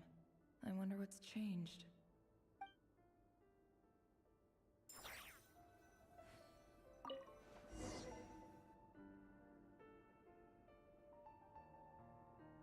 Today's files are in. Time to wade through them, just like usual.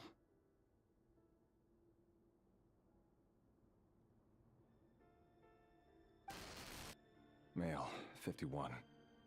Occupation, cook. Confirmed Crimson Moon descendant.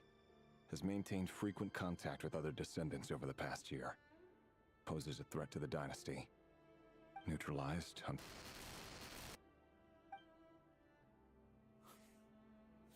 This one should be archived under purged targets.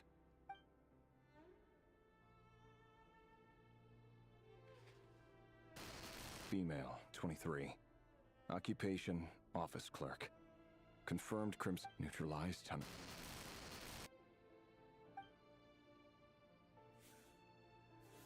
Another one for purged targets. Sounds like she was that other man's daughter. Never mind. What's it got to do with me? Male, 40. Occupation, teacher. Confirmed Crimson Moon descendant. Has been observed making neutralized.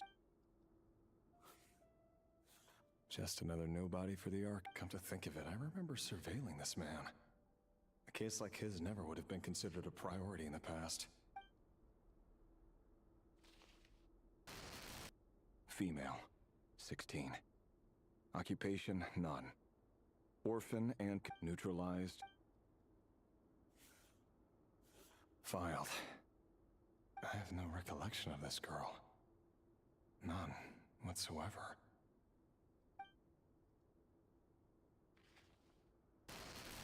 Female, 13. Occupation, none. Orphan and confirmed Crimson Moon descendant. Has been observed making contact with other descendants during the past year. Poses a threat to the dynasty. Neutralized and...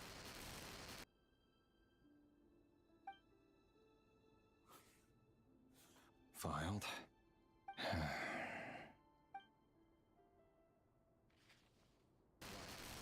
Male, 11. Occupation, none. Orphan and neutralized and...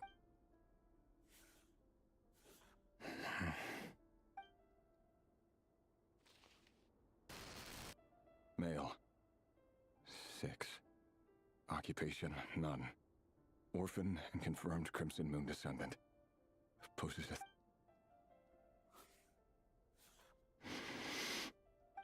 It's funny, isn't it? Your job is becoming both harder and easier at the same time, depending on how you look at it. Sooner or later, the Crimson Moon descendants will be completely wiped out. But as their numbers dwindle, they become harder and harder to track down. That's not how it is. Fortunately, however, most of the able-bodied adults have already been taken care of. The remaining weaklings will be increasingly easy to deal with. No! No. My job is to ensure the survival of the Eclipse Dynasty. And the only way to do that is by eliminating any and all potential threats. It's a perfectly legitimate line of work. Every single one of my colleagues can attest to my fairness. And if my friends were aware of the facts, I know they'd back me up too. Assuming, of course, that they were aware of all the facts.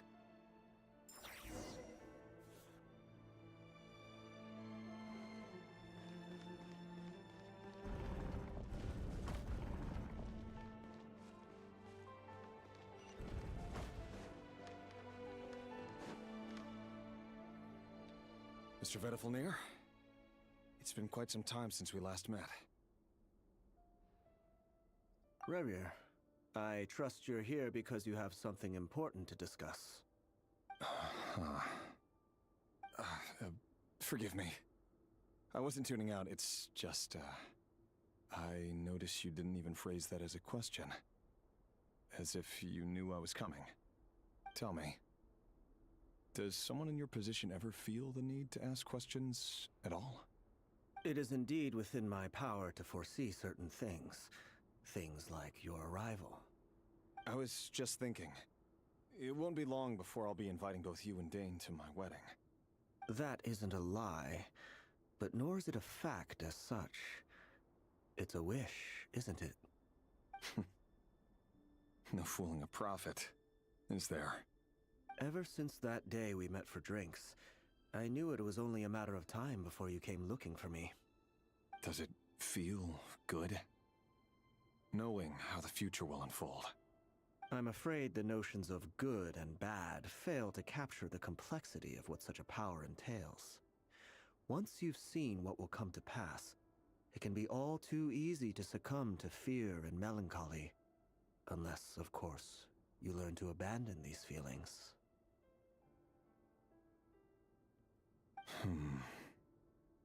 You fear my silence, and long to hear the words I left unspoken that day.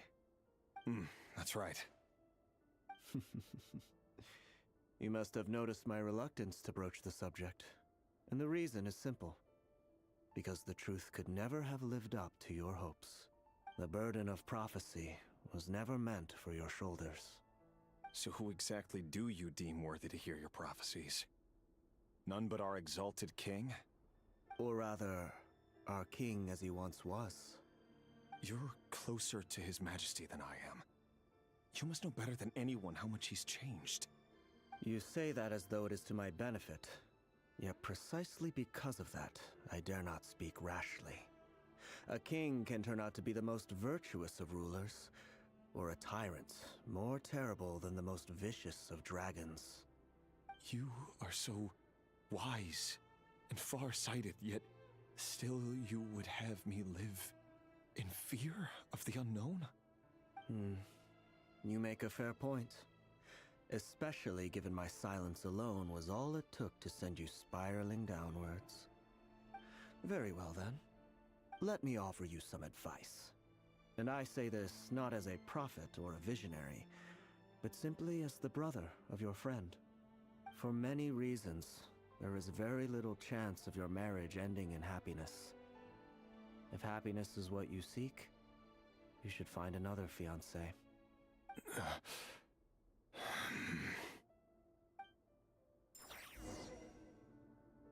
Hold on.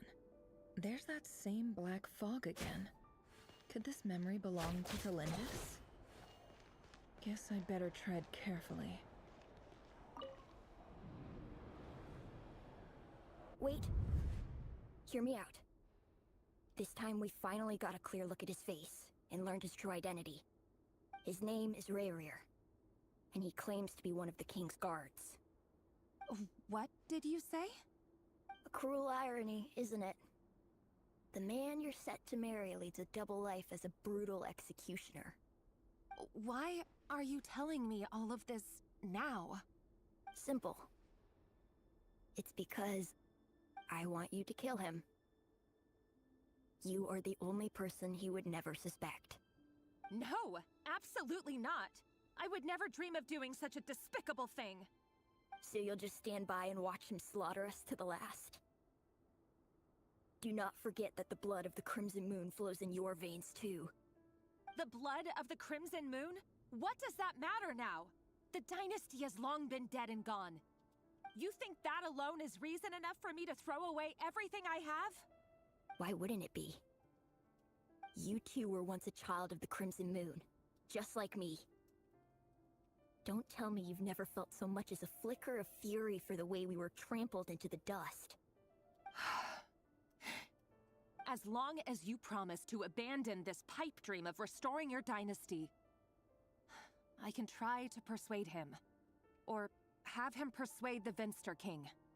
Persuade the Vinster King? Do you even know why he's so obsessed with hunting us down? Why he keeps trying to force us to hand over our secrets? Over and over again? Or why we refuse to give up on restoring the dynasty? The Vinster King. A blind fool. His eyes clouded by powers from beyond this world. A petty little man with a miser's heart. And he dares to sit upon the throne? Mark my words. Sooner or later, Conria will fall. And it will be his doing. If you can't bring yourself to do it, so be it. Just you watch. It won't be long before calamity descends upon us all. The Rayrir of Solnari. That really is quite a secret you've been keeping from me, Rayrir. But who am I to talk? Am I really any better? I've kept my own past a secret this whole time too. Love should be built on honesty. But ours was born from lies. And yet, is it really so wrong to hide things that would only make life harder? If we don't cover up the parts that no one else should see, how can we go on pretending to be normal? Vedifulnir must have known all this. And that's why he made his prophecy. In the end, nothing stays hidden forever.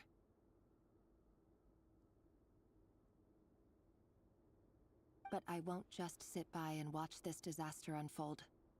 I'll do everything in my power to protect what I cannot afford to lose. no matter who I have to face.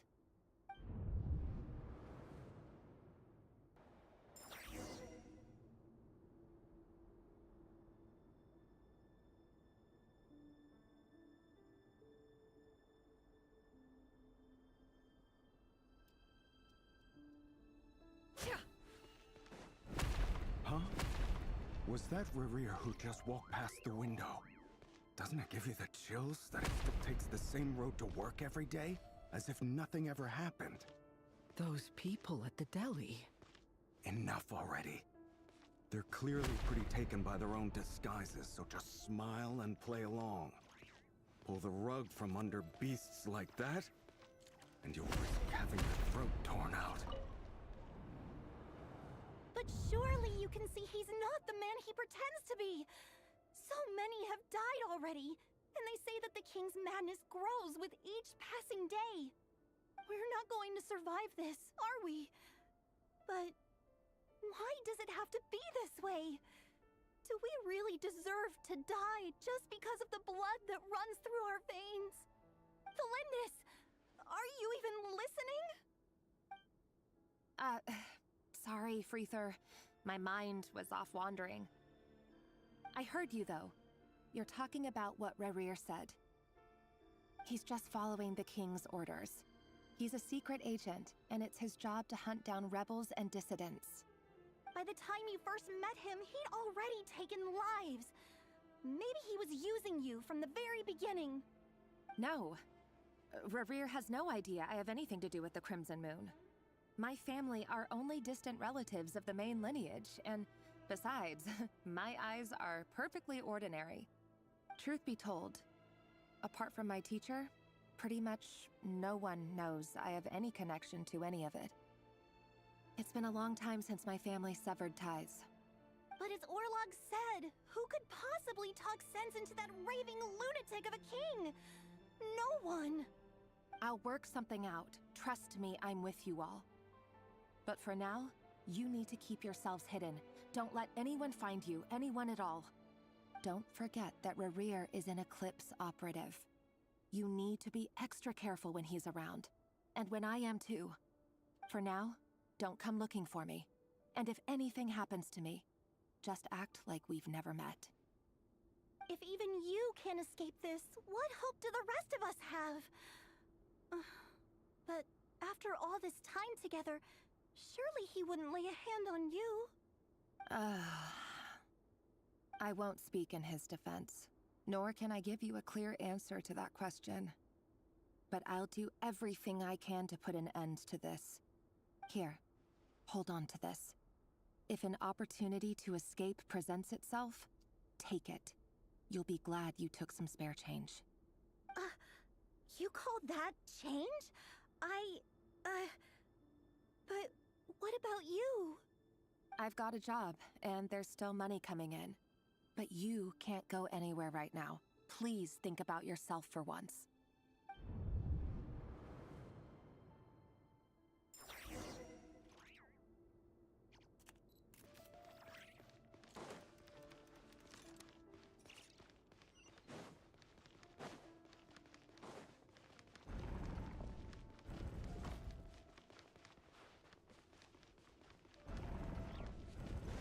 Another day, another round of assassination training.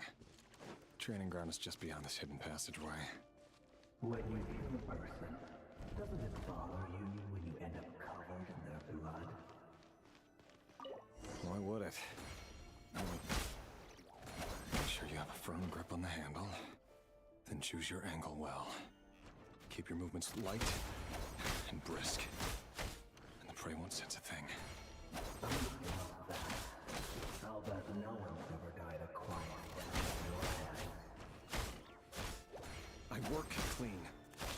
No traces.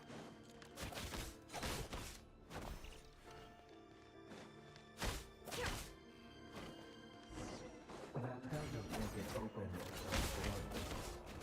The thing that happens to you right now, someday doesn't. That won't happen. Things change. Ever since you fell under the spell of that power, in the beginning, you only had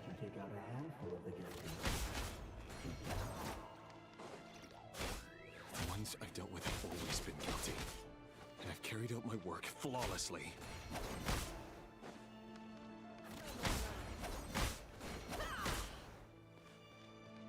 Can't hide the truth.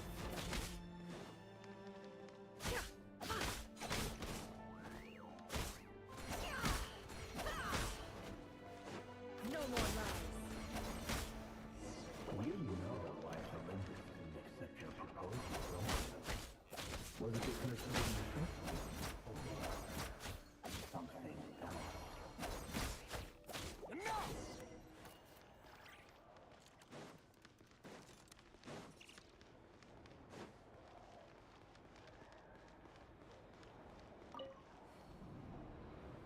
Delindis, do you still remember Orlog? Orlog. The boy who was pretending to sell flowers. You spoke for quite a while, didn't you? Yes, we did. What about him? He was arrested 2 days ago. Chances are he's already dead. He... I just don't get it! After everything he's done, why do you still stand by him? Or does it mean nothing to you that people keep dying?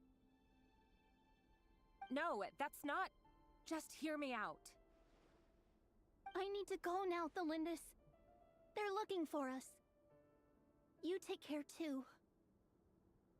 If you ever need a place to hide, come find us.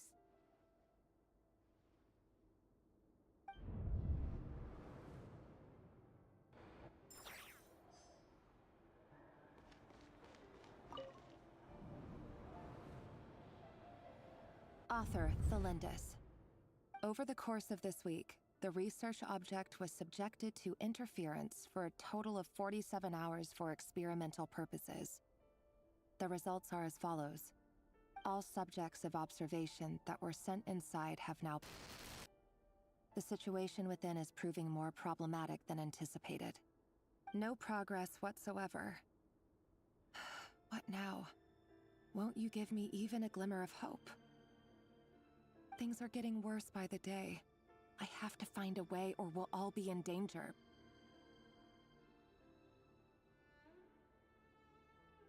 But I... If all this research comes to nothing, what then? Sooner or later, it'll be my neck on the line. But could he really bring himself to kill me? No. Surely he wouldn't have the heart.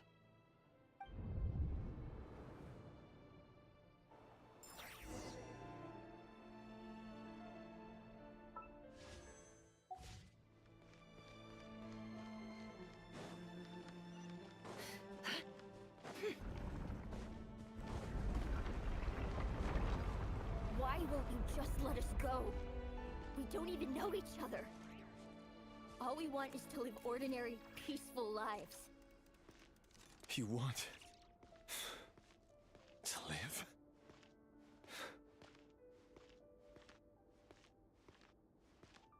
Yes. I just want to go on living. Is that really such an unforgivable crime?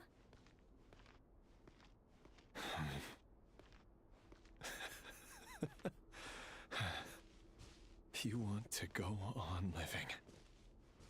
I want to keep living too. To keep living forever. That's why I have no choice but to continue on the path I'm on. If only some savior would suddenly swoop down and change the way the world is. Too bad that's not going to happen. Imagine that. If there really were such a person, you and I wouldn't be standing here like this, would we?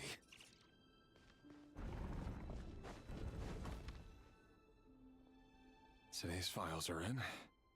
Time to wade through them just like usual. No, I don't get tired of it. It's my job. And not only am I lucky to have it, I'm good at it too.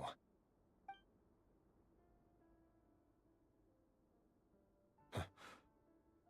Wait. That's... Thelindis?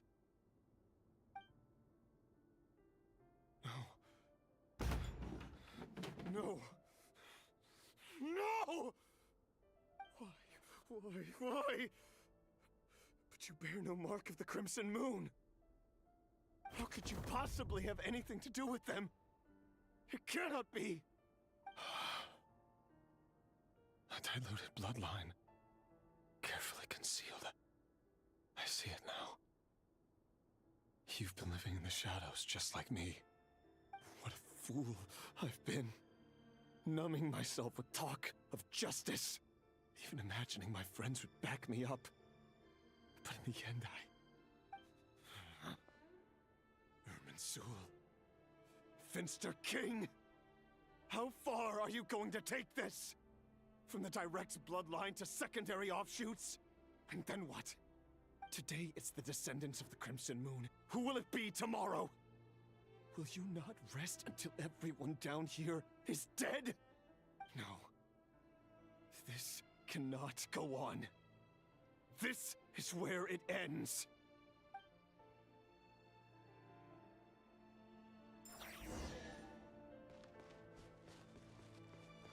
Ooh.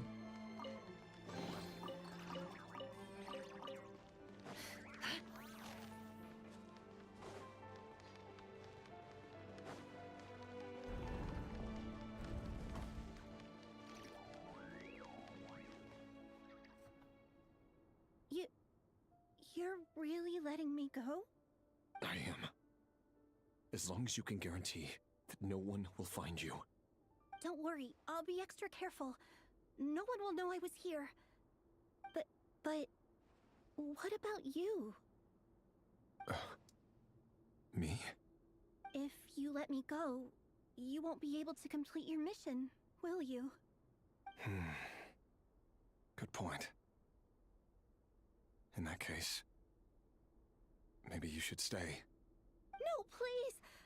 I just want to see the outside world again. Go on living? Yes. I know you're a man of your word. So please, just let me go.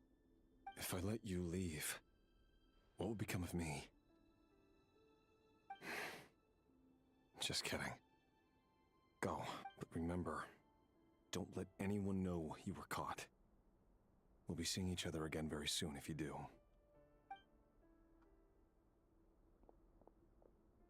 Even shadows in the dark must live by a code. But you can't save everyone. You've been whispering in my ear for days now, Vedifalnir. I only say this because you long for an answer to your problems. Let her go, Rerir, or you risk losing everything. I will not abandon. Then you'll need a little more vigilance and a lot more power. The world is changing, Rerir. Keep your eyes peeled for your moment of opportunity. That voice used to be so unclear, but now I know exactly whose it is. It's Vedifalnir. He won't tell me how to actually resolve any of this, but he keeps trying to manipulate me like a puppet. Tell me then, what will this moment of opportunity look like? And no answer. He's like a ghost. Always disturbing me when I'm on edge, but never answering when I need him most. So, the Eclipse Dynasty was purging, well, massacring the descendants of the Crimson Moon. And it seems like it was all connected to the Vinster King's research. The King's obsession with abyssal power left the future of Conria hanging in the balance. No wonder every aspect of Rerir's life was so unstable. And it looks like this Thelindis, Rerir's would-be fiancée, herself belonged to a sub-branch of the Crimson Moon Dynasty's descendants. It almost defies belief that a couple like them could hide the truth from each other for so long. If the Vinster King hadn't intervened in such a drastic way, they might have gone on deceiving each other for the rest of their lives. And why does Vedifalnir, Daneslif's older brother, keep talking in Rerir's head? This guy kept more secrets than I ever imagined. The human mind is like a vast desert of shifting sands. When you follow the flow of someone's memories, you only ever see the parts they're willing to let surface. time for something a bit more creative. We've been inside Rarir's mind this whole time, building up a picture of his psyche. There's already enough clues on the board to start reading between the lines and mapping out the rest. Now, we can finally begin to put the pieces together. Sure, it'll only be a reconstruction, part simulation, part reasoning, but it's usually pretty accurate. Once we've built up a cognitive profile, we just need to cross-check the logic behind his actions. And then we'll be able to take a sneak peek at whatever it is that Rarir has really been hiding.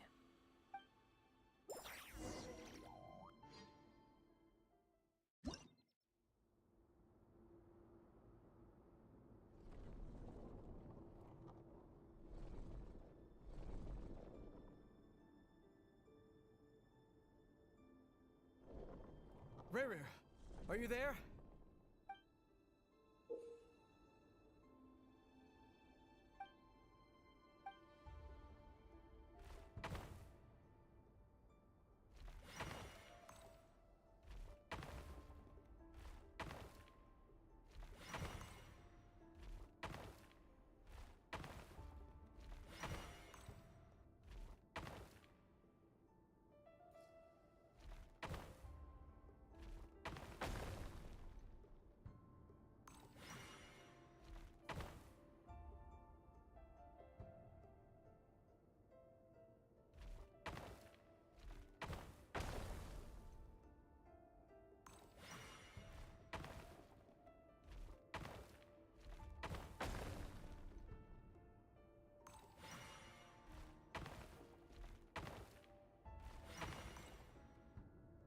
Hey, Rarir!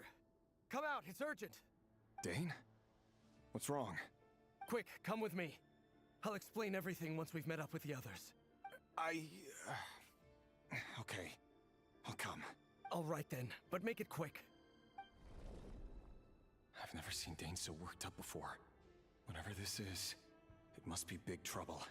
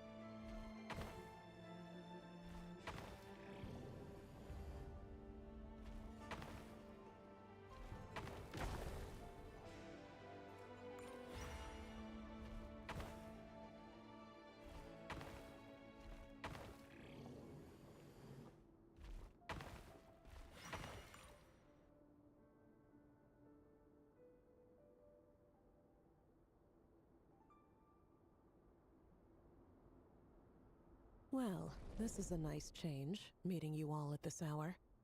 When men and women of ambition can speak face to face in broad daylight, I say that's a big step forward for our dear Conria. Don't be ridiculous. We do not fear the day. Why would we seek refuge in the night? You might ask your blade that same question.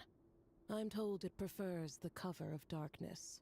The word on the street is that Sertologi only strikes when he has an unfair advantage. But that is patently false. I see you're missing an arm and a leg. Surely only a fair fight could explain that. If this is your way of offering me replacement limbs, believe me, I'll take them. Oh, we can certainly discuss that. With bioalchemy, anything is possible. Assuming I have your full support in my research. Lunatic. Robtatir, what brings you here? Why, Dainsliff, of course. He invited me. Please, cast aside your apprehensions, Miss Rhindaughter. Whatever the rumors may say, I am but a humble servant of the king, and I can assure you he affords me no greater convenience than he does you. Well, the Universitas Magistrorum won't stop fawning over you, so at least some of the rumors must be true. You're clearly doing well for yourself, So drop the humble servant act. It endears you to no one.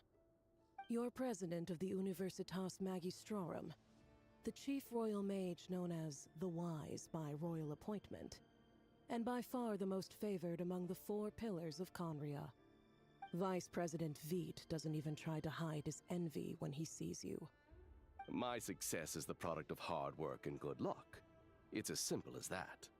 Were the king not such an extremist, I hardly think I would have received a senior post at my age. Of course, no job is without its gripes. Serving a king like ours can be a challenging task, as I'm sure you can imagine. And as for Eftervit, in missing out on the presidency, he's dodged a mountain of stress. Like everything else in life, it comes with pros and cons.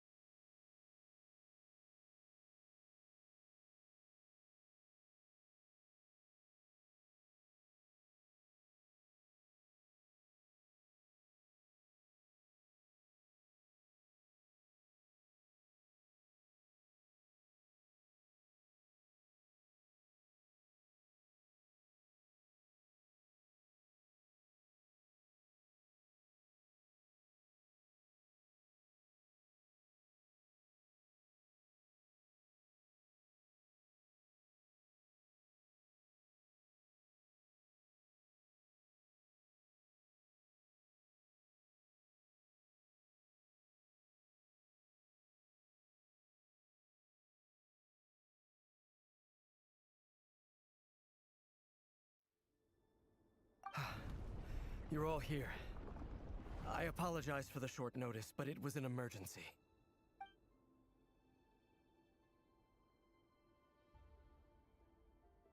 You must be Rarir. Mr. Sertologi. Yes, I handled your case file during your sentencing. Nothing personal, of course. I'm pleasantly surprised that you remember me. You're clearly a person of substance if you've been invited here. But Dainsleif, you'd better have a very good reason for convening this little gathering. It's my brother, Vedafenir. After he spoke at the court this morning, the king was so infuriated by his words that he had him blinded in both eyes and Vedafenir in prison? Strange. I thought the king trusted him and Harupta. Does this mean the king's circle of trust? It has nothing to do with trust. It's about what the king wants. I simply appease him, because it's in the best interests of the University. And also because you're slimy. Vedafenir, perhaps less so. But still, Do you honestly think this is an important discussion to be having right now? Dane, what are you planning to do? Rescue Vedafenir, I assume. Correct. It will mean storming the palace by force. Tonight. I need all of you on my side. That's far too dangerous. And don't forget, Dainsleif, you're captain of the Royal Guard. You swore an oath to the throne. Hmm? You've been planning this for a while, haven't you? I have no desire to commit treason. But whatever critique the king may have of Vedafenir, disfiguring your most loyal subject for putting the best interests of his court and nation first, this is not the conduct of a wise ruler. My blade will force the king to see the error of his ways. So, Vedafenir's prophecy enraged the king. I'm sure it wasn't what he wanted to hear, but if he won't take counsel even from the visionary, that is deeply troubling news. The extent of His Majesty's madness is now all too clear. The question is, how does a man like me get out of this situation unscathed? You have noble ambitions, Dane. But I'm afraid they don't do much for a guy like me. I'm not interested in saving the world. All I want is a letter of pardon. A letter of pardon? For whom? Thelindis? The chances of the Vinster King issuing a pardon for anyone connected to the Crimson Moon seem vanishingly slim.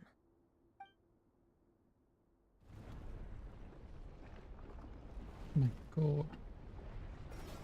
That's quite long. This black fog over the board must have some connection to Thelindis. But why is it taking this form? Does it have something to do with Rarir's past? Another mystery I'll need to unravel.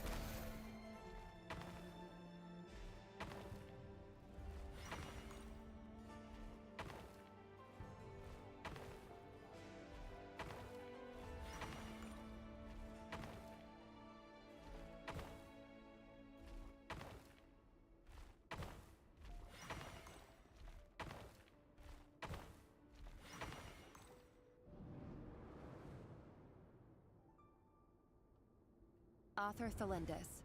Over the course of this week, the research object was subjected to interference for a total of 60 hours for experimental purposes. The results are as follows. Research dating back to the Crimson Moon Dynasty has established 2 points regarding moon marrow. Firstly, its origins have something to do with a god's power. Secondly, it serves as a portal to an as-yet indeterminate location. Moon marrow can thus be defined as a spatial gateway. However, there are a number of hurdles to overcome before we can answer the question of where it leads to. To start with, opening the gateway requires a specific power source, which the relevant literature indicates. An enormous amount of power is then required to keep the gate open. Currently, the total power output of our instruments remains in the single digits. To make matters worse, I am now the only staff member remaining in the Moon Marrow lab. The Universitas Magistrorum recently decided to move most of its personnel into abyssal energy research, which has stymied all Crimson Moon-related projects. This is not a wise move. I have always maintained that placing all our hopes in a single source of power is risky, especially one as poorly understood as this. As well as making ourselves overly reliant on a single resource, we are neglecting other promising technologies. I apologize if this comes across as disrespectful. But as a Moon Marrow researcher, I desperately want to see the world beyond the gateway. If we really made it there one day, what would we find? And how would we go?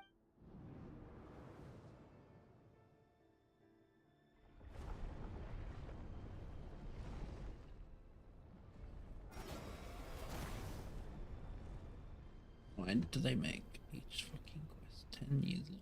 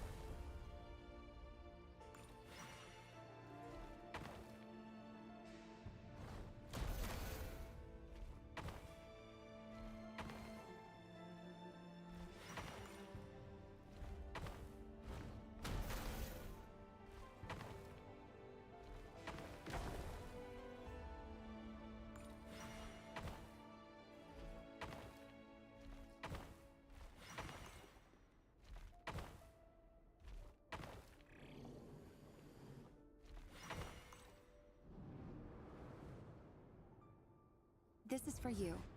I heard you're gonna leave the city with your parents. Thelindis, did you? I've heard nothing. Rerir got back very late last Friday, and he was acting a little unusual, but... You never saw him, and I don't know what he did. And this conversation never happened. What if he finds out that you pried into his secrets? Don't be silly. I don't know what secrets he does or doesn't have. All I know is he's just a normal guy who happens to run some errands for the king. Are you scared of him? I don't know. The Rerir I know doesn't match the person you all describe. Logically, I should be scared of him. And yet, I don't want to lose him. But enough about that. You should get going, and be careful with the package I gave you. Keep it secret. Keep it safe. What's in it? A piece of the moon. All you need to know is that as long as you keep it safe, then in the future, everyone will be able to see a red moon. A red moon? That's right. Our moon. Promise me you'll look after it. I promise, Thelindis. The Crimson Moon bloodline will never die out. Its light, the color of blood, will become like a fire that flows in our veins, no matter how long it takes.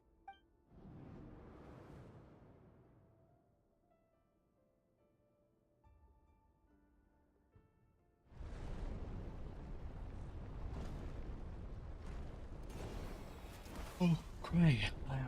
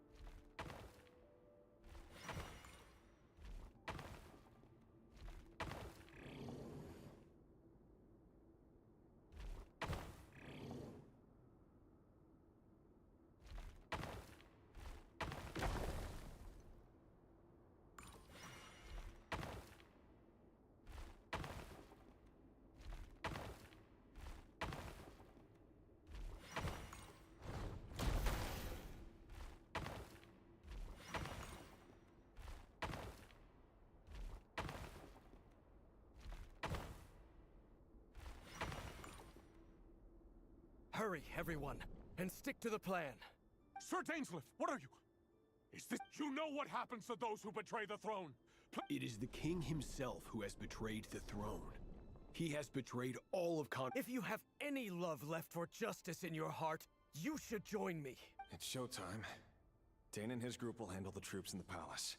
Then my job is to enter the prison and rescue Vedifel. Stay safe. Wish me luck. Look after my brother. Draw your blade. It is time.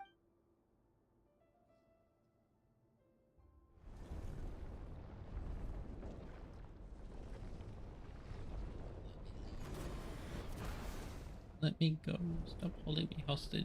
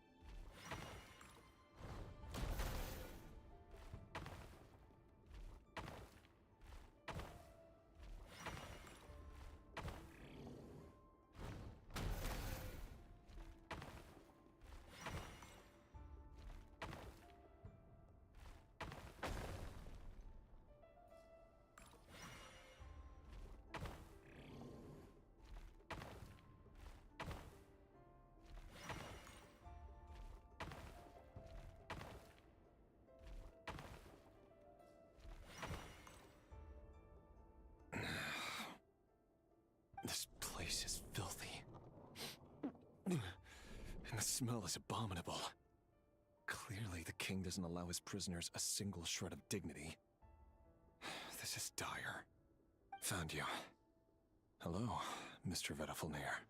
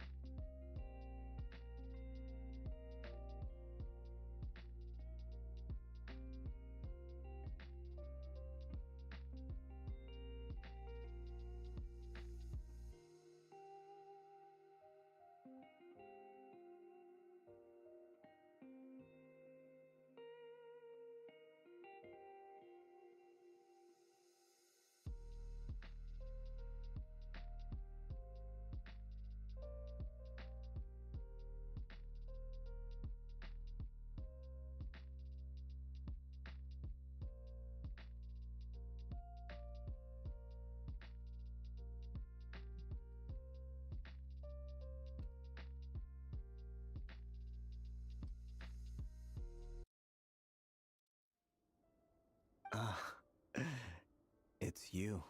Surprised? Oh, wait. I guess surprise isn't an emotion that prophets feel very often. I certainly felt some surprise in the moment when I was blinded. Surprise at the king's sheer ignorance. Surprise at just how unfairly this world responds to words of earnest remonstration. I'm curious. It wasn't a prophecy. It was a word of warning. Someone had to say it. The king has forsaken all reason in pursuit of his obsessions. I simply told him that if he continues on this path... But he didn't listen. Worse still, he stabbed you in both eyes and locked you away. Dane asked for my help. The court is in complete chaos now, but I'm sure... Everything is transpiring as I foresaw. I do wonder whether giving a man the power to see the future does nothing more for him than slowly crush his spirit. Forgive my curtness, Vedafulnir, but the king did not suddenly turn on you today. His suspicions have been brewing for a long time.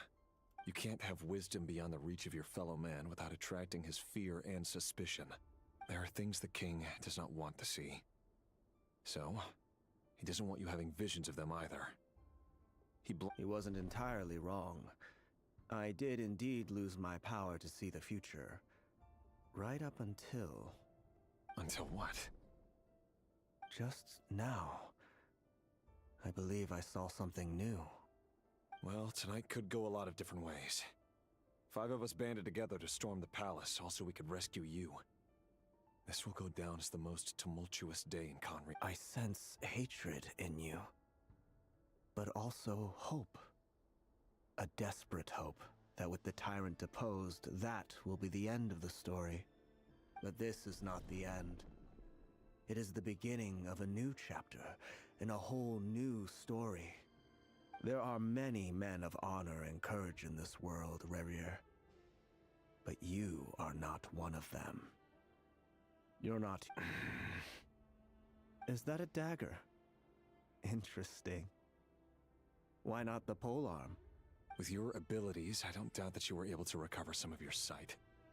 But I also doubt that you want to make an enemy of me right now. Of course not. We're on the same side, aren't we? We could be. But I need... You mean your future? With your beloved, Felindis? Yes. And I know there are bigger things at stake here. A dynasty, a nation, maybe the entire world. But forgive me, I can't abandon the one I love to save myself. I just can't do it. But you see a broader picture of the future than I. In matters of fate, answers are either right or wrong. What will be, and what will not. That is the cruelest thing about fate. It is unmoved by your sacrifices. That can't be true.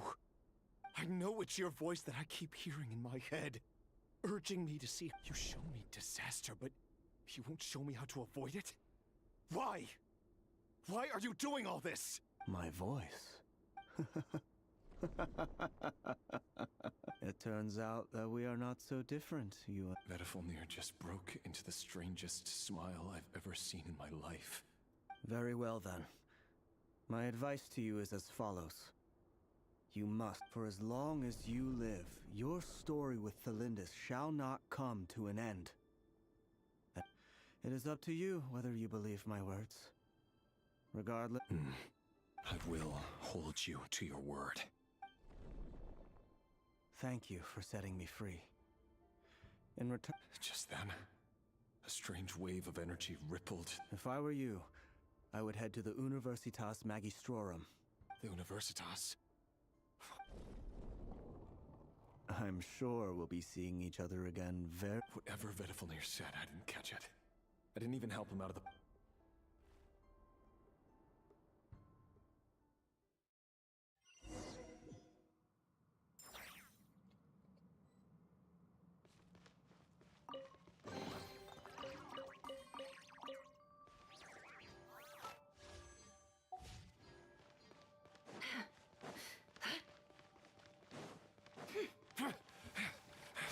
Monsters? Is this Rhindaughter's doing? The Universitas Magistrorum. Out of my way!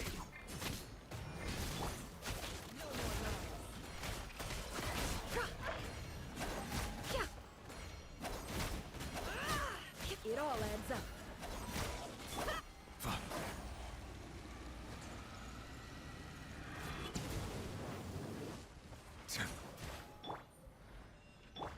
Can't hide the truth.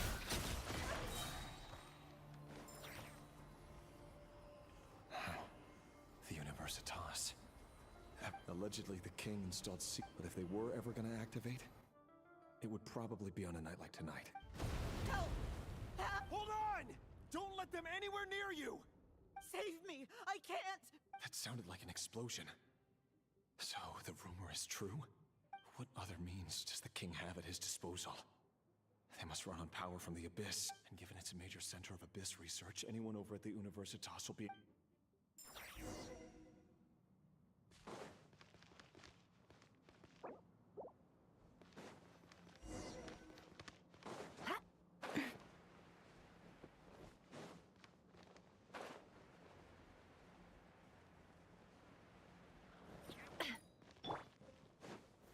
Stabilize!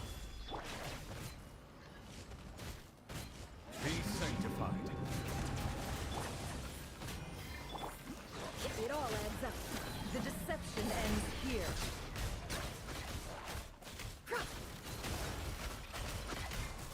Settle down. Crumble! I will have order. It all falls into place. Bow your head. You're toast! Nice and spicy! Leave it to me! Can't hide the truth. The mystery unravels. No more lies. Let the mighty be humble.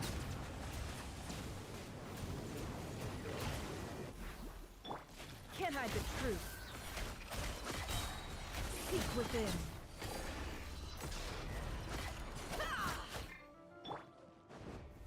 Gather! This is order. Booba, get them! No more lies. Can't hide the truth.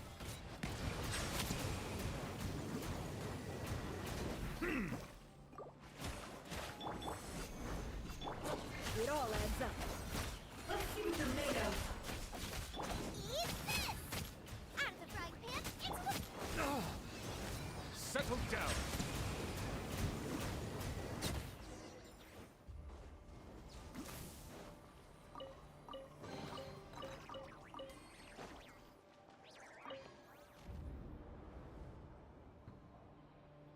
Monsters. At the Universitas Magistrorum? Why now? Oh no! They're coming! It's no use. The table won't hold out. Of course. All the lab equipment was upgraded after the... I'm done for. Is anyone there? I need help! Ah! Stay back! Please stay back!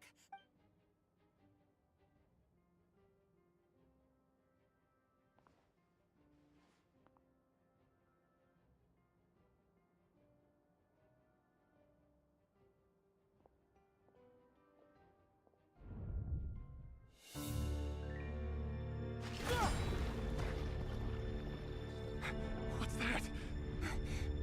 Rear. So the rumors about your work are true. What? No! Listen, something happened at the palace tonight. We have to leave! You don't need to lie to me anymore. What do you mean? I know why you're worried, and I will respect the decision you've made. But it's okay, because I found a solution. I know how to end all this. You can have it back. The normal life you so desire. But until then, I'm afraid our wedding will have to wait. Cylinders? No, don't do it! Cylinders! Cylinders!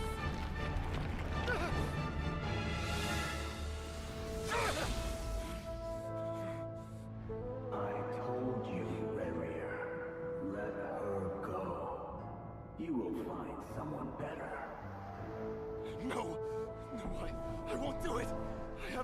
never! By what means exactly? A lowly pawn. You lack the power and the strength of will. Do you know a way? Tell me! Come to the palace. Join us.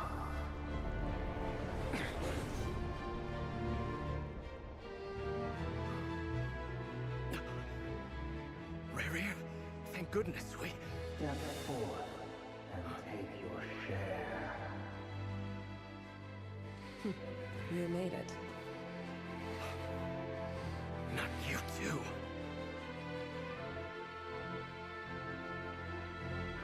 Hatred or grief, despair, desire. We all have our own.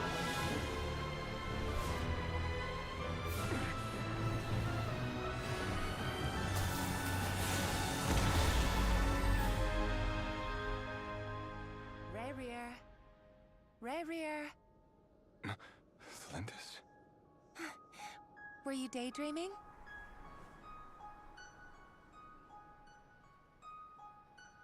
You still remember, Rarier? That question you asked me a couple of weeks ago? Oh. You mean the proposal? Yeah. I'm wondering, where do you think would be a good place to discuss it? Maybe in the garden? Or were you thinking a fancy restaurant? It's your choice.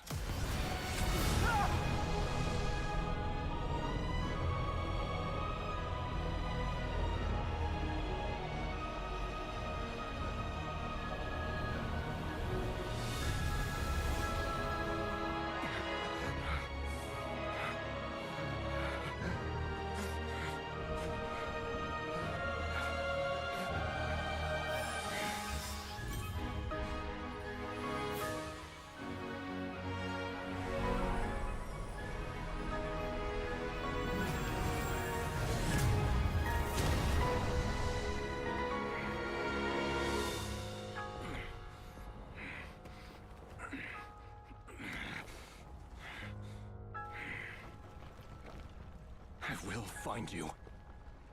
And then... you can give me your answer.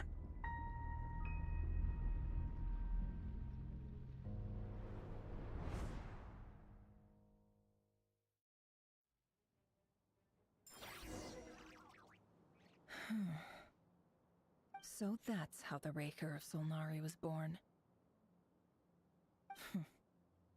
A monster created by circumstance. Viewing other people's thoughts for too long can get uncomfortable. In a nutshell, the story of Conria is what happens when the truth falls by the wayside. Everyone tells little white lies, and before long, his past is filled with sorrow. But the tale of any fallen civilization is one of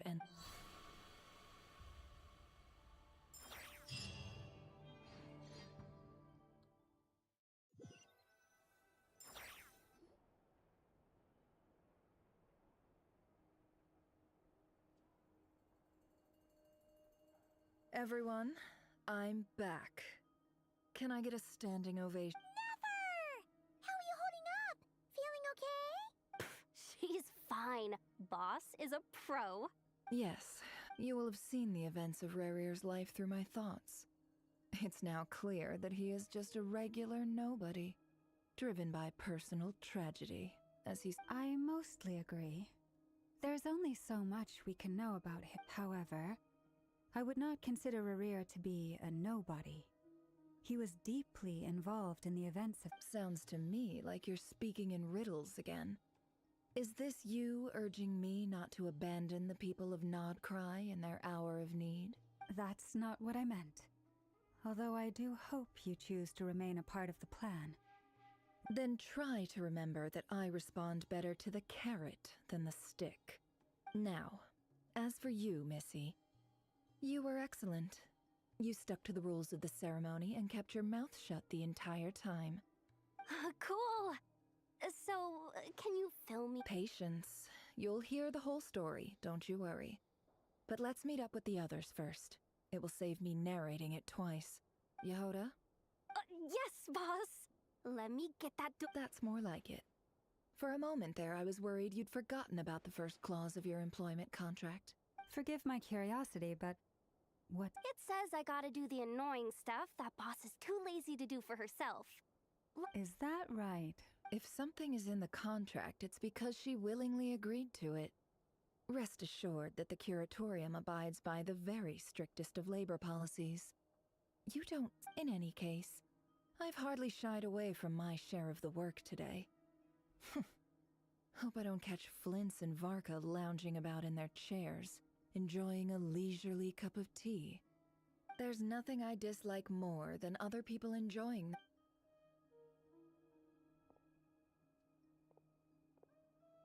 Oh no.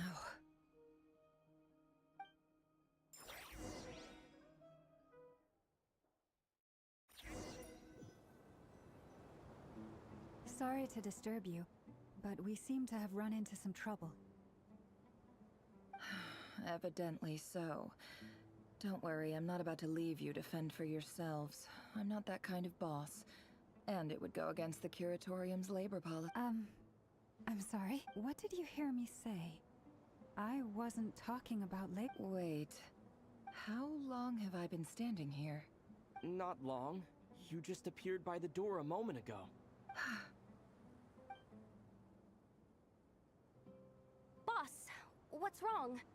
You look like you've seen a... We've been tricked. We never left at all. Hallucinated?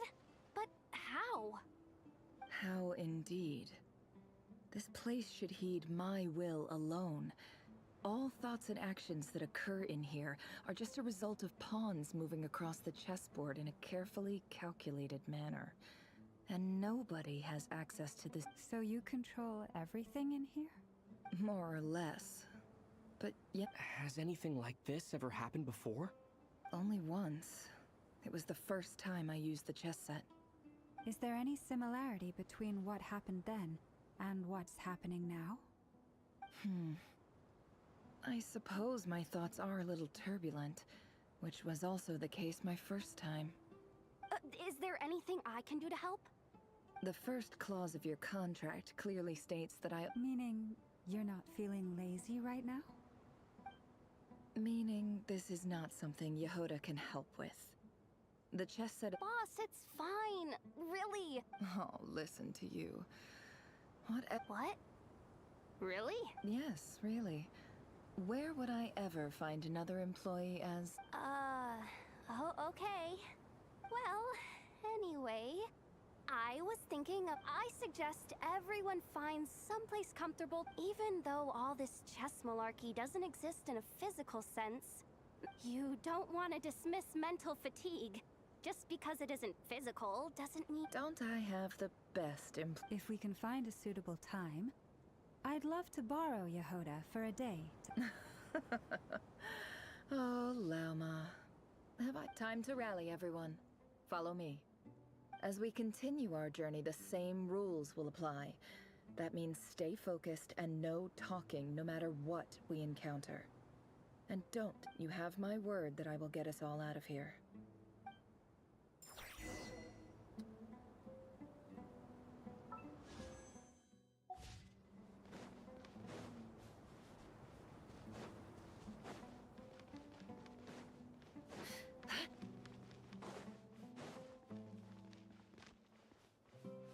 This place looks familiar. That's not a good sign. I wasn't expecting visitors. Oh. There you are! Sinue's been looking for... Oh yeah? What were you doing just now, Uncle Retinue? Hiding away some more loose change? I know. What do you mean, loose change?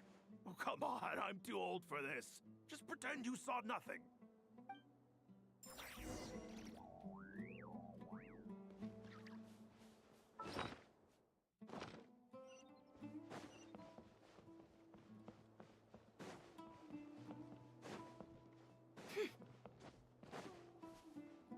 Hey, kid.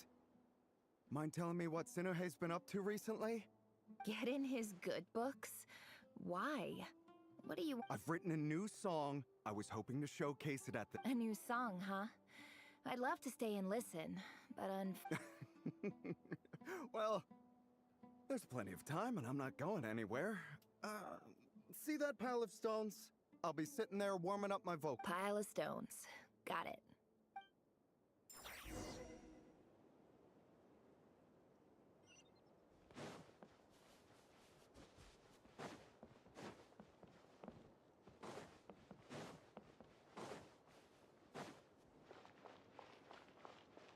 Hi, Dad. Uncle Wretched. Ah, there's my little princess. If you'd gotten back just a little sooner, you could have shared the... Spoils of war? Who were you fighting against, Dad? It was just a figure of... I was talking about our war against thirst. I went out to fix our water supply problem, and now I'm back. We have a well again. That's right. I found a new one and brought back as much water as I could carry. If it wasn't for these blasted sandstorms, our wells wouldn't be caving in. You wouldn't be spending all your time out. As the chief of our tribe, I'm supposed to be leading us out of hardship and... You know how prosperous our ancestors were. I've told you all the stories, but things are looking up. So you're the Academia's... Special ambassador, they call it. It's nothing bad, okay? We've been... So... do you get... Of course. My luck's...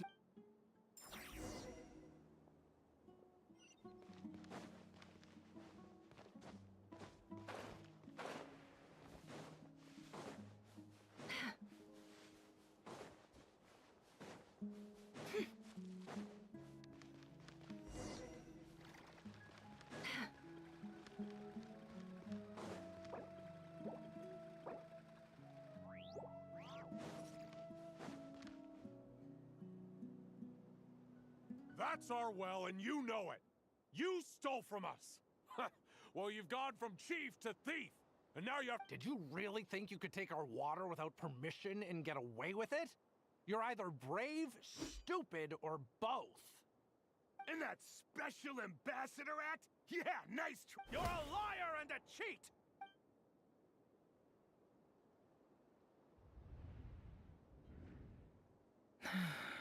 I heard Yehuda gasp, but I don't blame her. Most people are terrified by the sight of blood.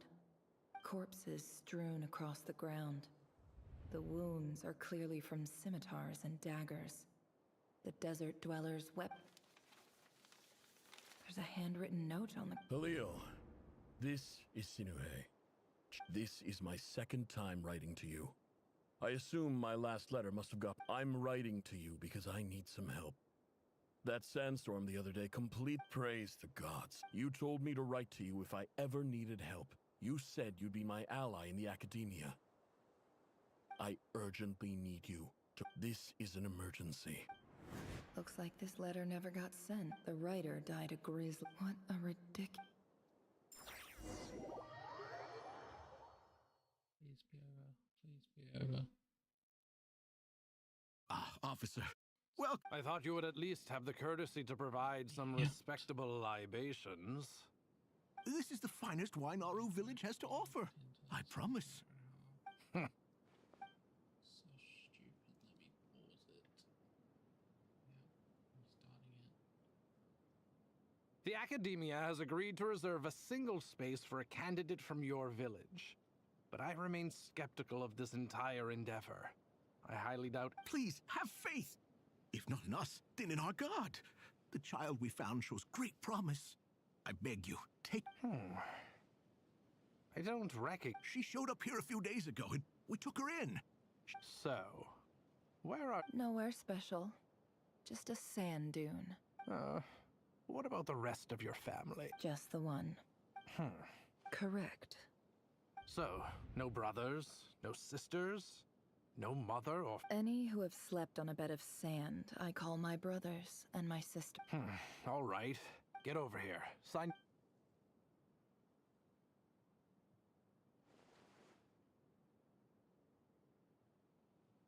Never? You're rather fair-skinned for a desert dweller.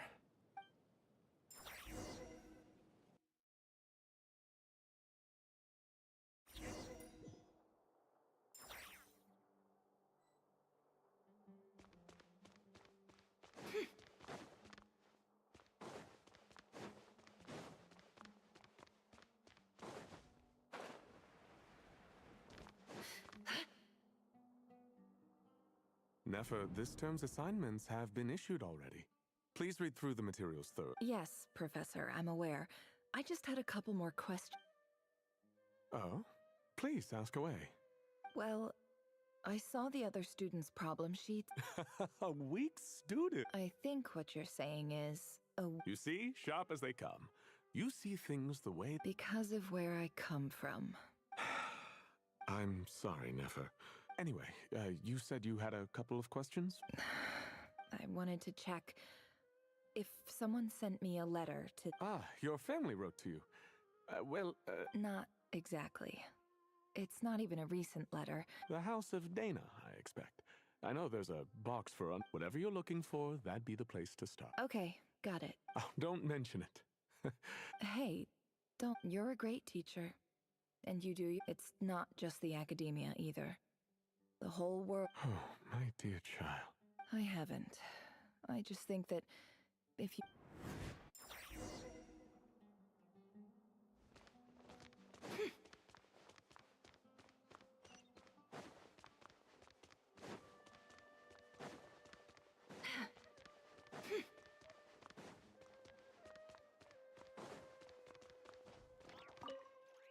This must be it. Let's take a look. No more lies.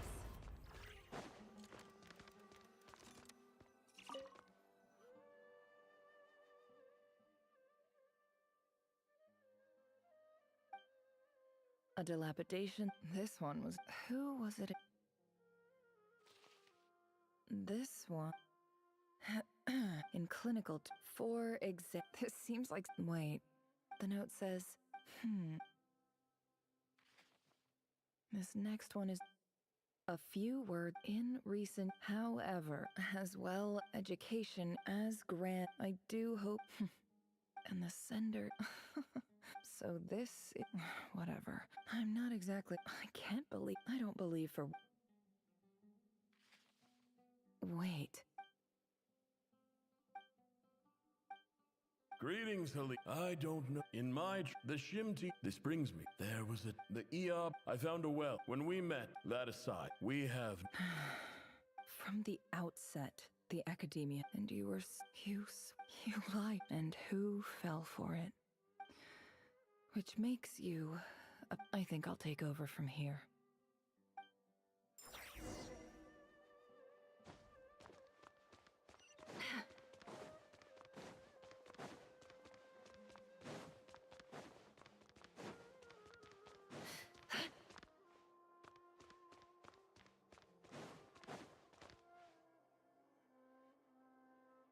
I just can't... Nefer?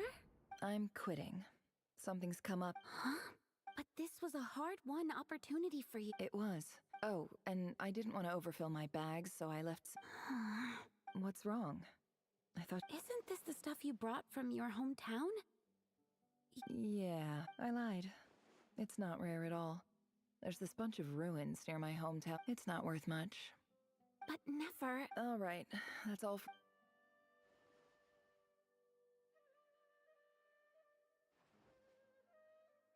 Don't forget me, okay? I mean, we're more than just classmates, right? Yeah, I'll remember. I lied again. That incense is worth a fortune. And as for remembering her, I'll be lucky if I even make it through this alive. But it...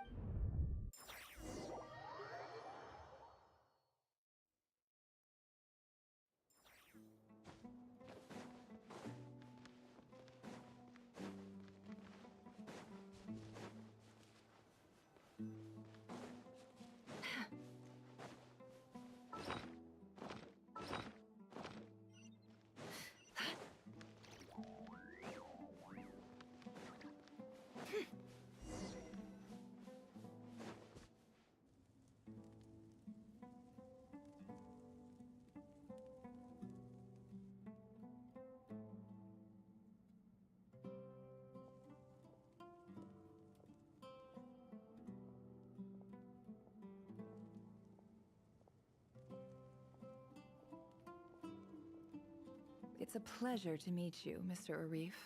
So, what does the Academia want?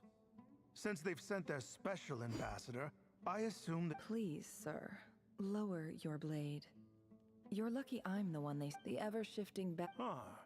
So, you— This well, You're not wrong. Of course not. Records uncovered by the— I checked the map. 50 million? No, wait.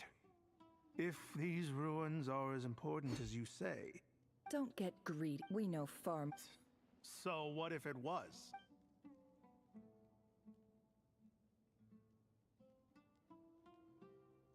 Don't worry.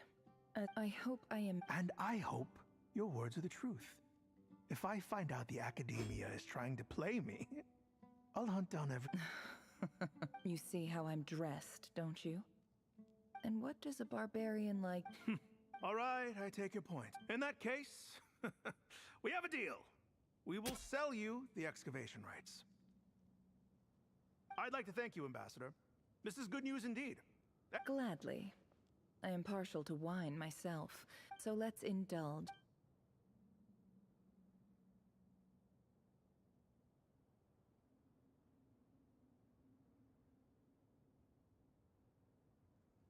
Chief!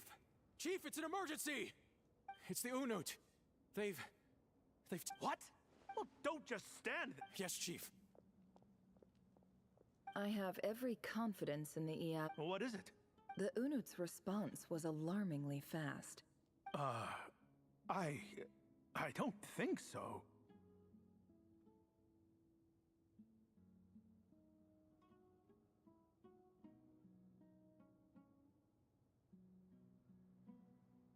I am obliged to remind you, Chief, that the Academia will only deal with the de facto power holders. If you cannot regain control over the well, I'm afraid you won't see a single mora of that 50 million.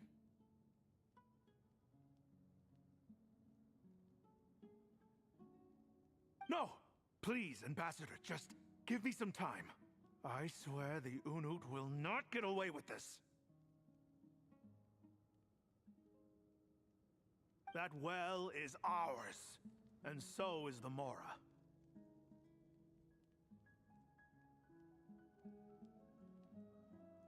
Glad to hear it. I will wait here for an update. If there is a Wow. All it took was a few words and I've...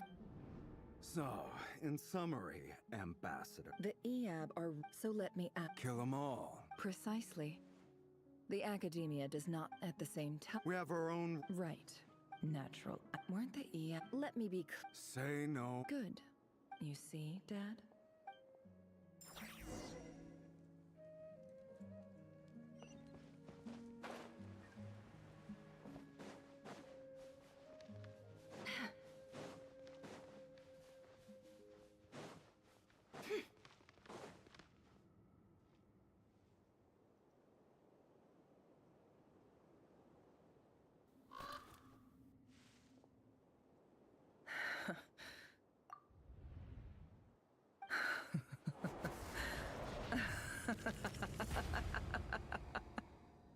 Look at yourselves. You may be vile, savage, the monsters who destroyed my home. They're just ordinary, petty. I think maybe I've even done the death. Oh, Sinuhe, my gullible fool of a father. Perhaps if you'd been as ruthless as I was today, our tribes, but you couldn't do what had... Nefer, it's okay. I believe I remember you promising to... Yeah, but even... Yehoda, is there anything you can do to ease the tension? Alright, time for a sharp turn onto... So, anyway, that's enough of... Feels like we've been walking forever. I'm getting pretty tired, huh? Yes, It's not far now. There should be a temple just up ahead. Yes. Really? I guess that's how things go in the desert. Desert dwellers can never escape their destiny. You mentioned... My biggest... I didn't know you were I'm no expert in the history of... Sounds impressive. Oh, I know who you mean. That's boss. Sino's hardly a figure of obscurity, but What about him? Well, he's not a... Please, this is the Thanks for your patience, everyone. I'm sure it's been a lot to...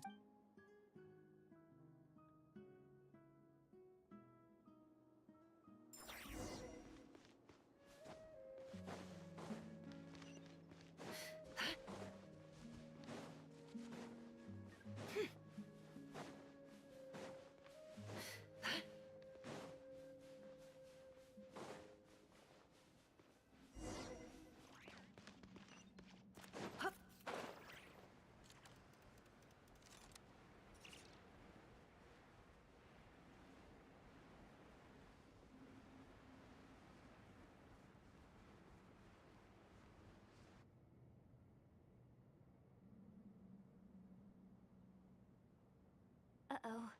Uh-oh. I'm totally out of my depth here. I don't have I want to do the whole name-dropping, this girl knows her stuff. A statue with the head of a bird. That's Thoth, the Ibis King. One of the 7 pillars of... Let's take a look.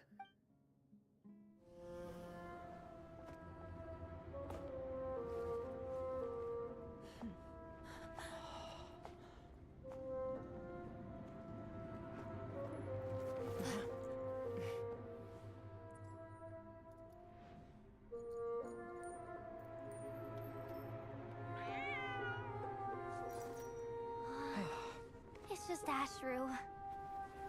So, all is well?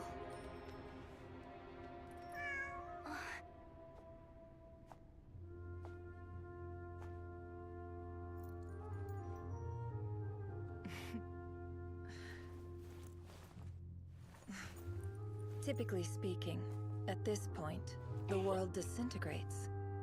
Then we find ourselves back in the outside world. Besides, these are my memories. There's nothing to fear. You're sure? Of course. It's almost over.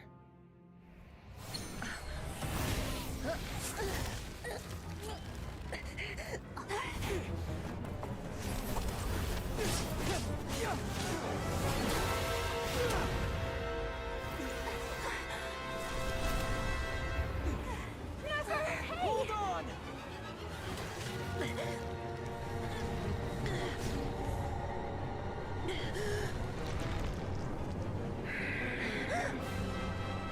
Knowing too much is always a death sentence. Speak for yourself.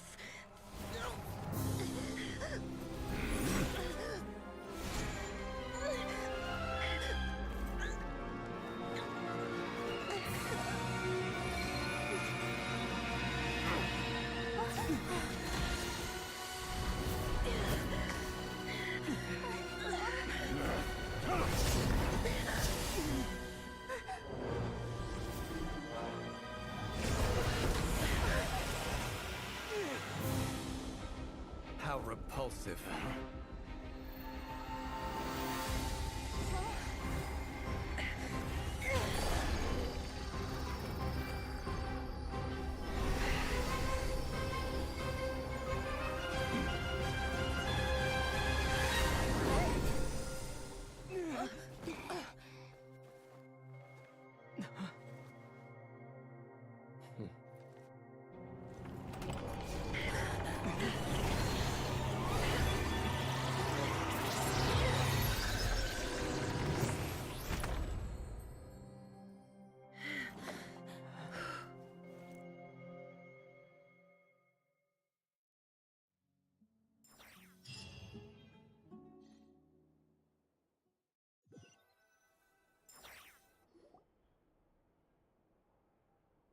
Timed that pretty well, didn't I?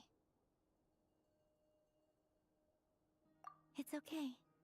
I'm just glad no one was hurt. Paimon noticed you doing something too, Dainsleif. Were you helping get the... Of course. When I asked Nefer to conduct this investigation, I had a duty to... Good to know your sense of justice. I take that to mean that you saw the truth. I certainly did. And thanks to your help. Whoa, really? How'd you Well, to be honest, I sensed that something was wrong long before we made it to the temple. By using this fragment to probe into Rerir's past, well, the monster formerly known as Rerir, it seems I alerted him. But how did he track you through your thoughts alone? Rerir was a secret agent who reported directly to the... No wonder. He infiltrated the chess set, read my thoughts, and built a new virtual chess set inside of it. That's... Speaking of your chess set, it's quite a remarkable item. You overestimate me. I only have a... You all saw how this came to be. The Unut and the Eab fought a bitter battle over the rights to a well, all for the sake of a The final blow to the Eab came at the victory feast. Having gotten my revenge, I returned. As I stood there gazing at the temple, I noticed a cat just outside. This cat, as it turned out, was home to the spirit. This chess set is my gift from the Ibis King. The chessboard within is made to the same specifications as the one in the mausoleum of King Deshret, and represents his power of piercing analysis. With this chessboard in it, every god plays favorites. Their hearts are as fickle as any. It is the same with all... If you're alluding to the abyss, then yes, I gather the others. It's time to share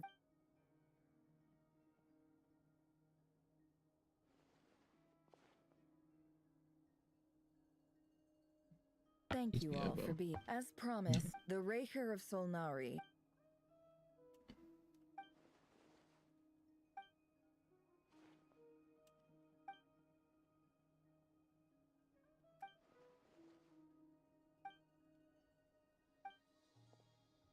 So that's why he's so obsessed with the moon. A tragic tale, to be sure. No matter how much Rerir suffered in the past, the fact remains that he is what we know today as the Wild Hunt, wreaking havoc upon innocent lives in Nodkrai. He becomes more dangerous with each passing day. If left unchecked, it is simply a matter of time before all of Tevat suffers the consequences. A question for Miss Columbina. Forgive me if this is presumptuous, but have you ever seen the spatial gateway that appeared in Rerir's memory? Never. Miss Lauma, any thought? In the lore of the Frost Moon Scions, the term Moongate is one I have heard before. But as is the case with all of our legends... Then back to Miss Columbina. Not at this stage. But there's... Yes. And right now... I agree. Better to save your strength. But if you'll humor me for a moment, I have a bold conjecture of my own regarding the world beyond the gateway. I highly suspect that neither Tholindis nor Rerir made it. With the abyssal power he wields, no ordinary foe can touch him, let alone tear him to shreds. And yet... So your theory is that Rerir was physically torn to shreds by some powerful force? Makes sense to me. Explains why the Wild Hunt is so pervasive. Without the power of the Abyss on his side, he almost certainly... I could not agree more. It is a compelling This raises some interesting questions. That being said... My pleasure, Mr. Albert. Hey! What is it, Dainsleif? You look really upset! It's just... The two of you used to be friends, didn't you? I don't know if these words will bring it. Mine too. We can never know all the hows and whats. Those are the first comforting words I've heard in a long time. Well, I think this is a good place to end today's meeting. That's very thoughtful of you, Lama. Of course. Sounds good to me. Take some time to... For God's sake. Hey, is this a bad time? Hope I didn't kill the conversation. No.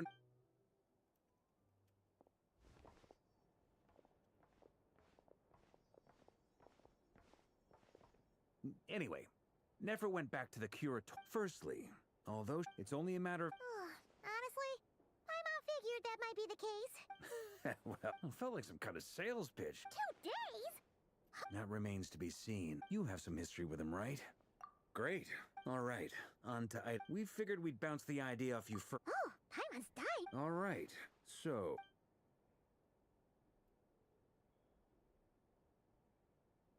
we felt a little... Roping us in? What? I choose my words very... Sir Varka, I'm all ears. I think we can be more flexible.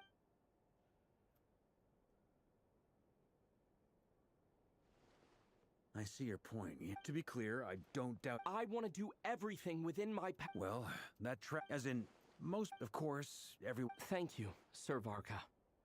I should be the one thanking you.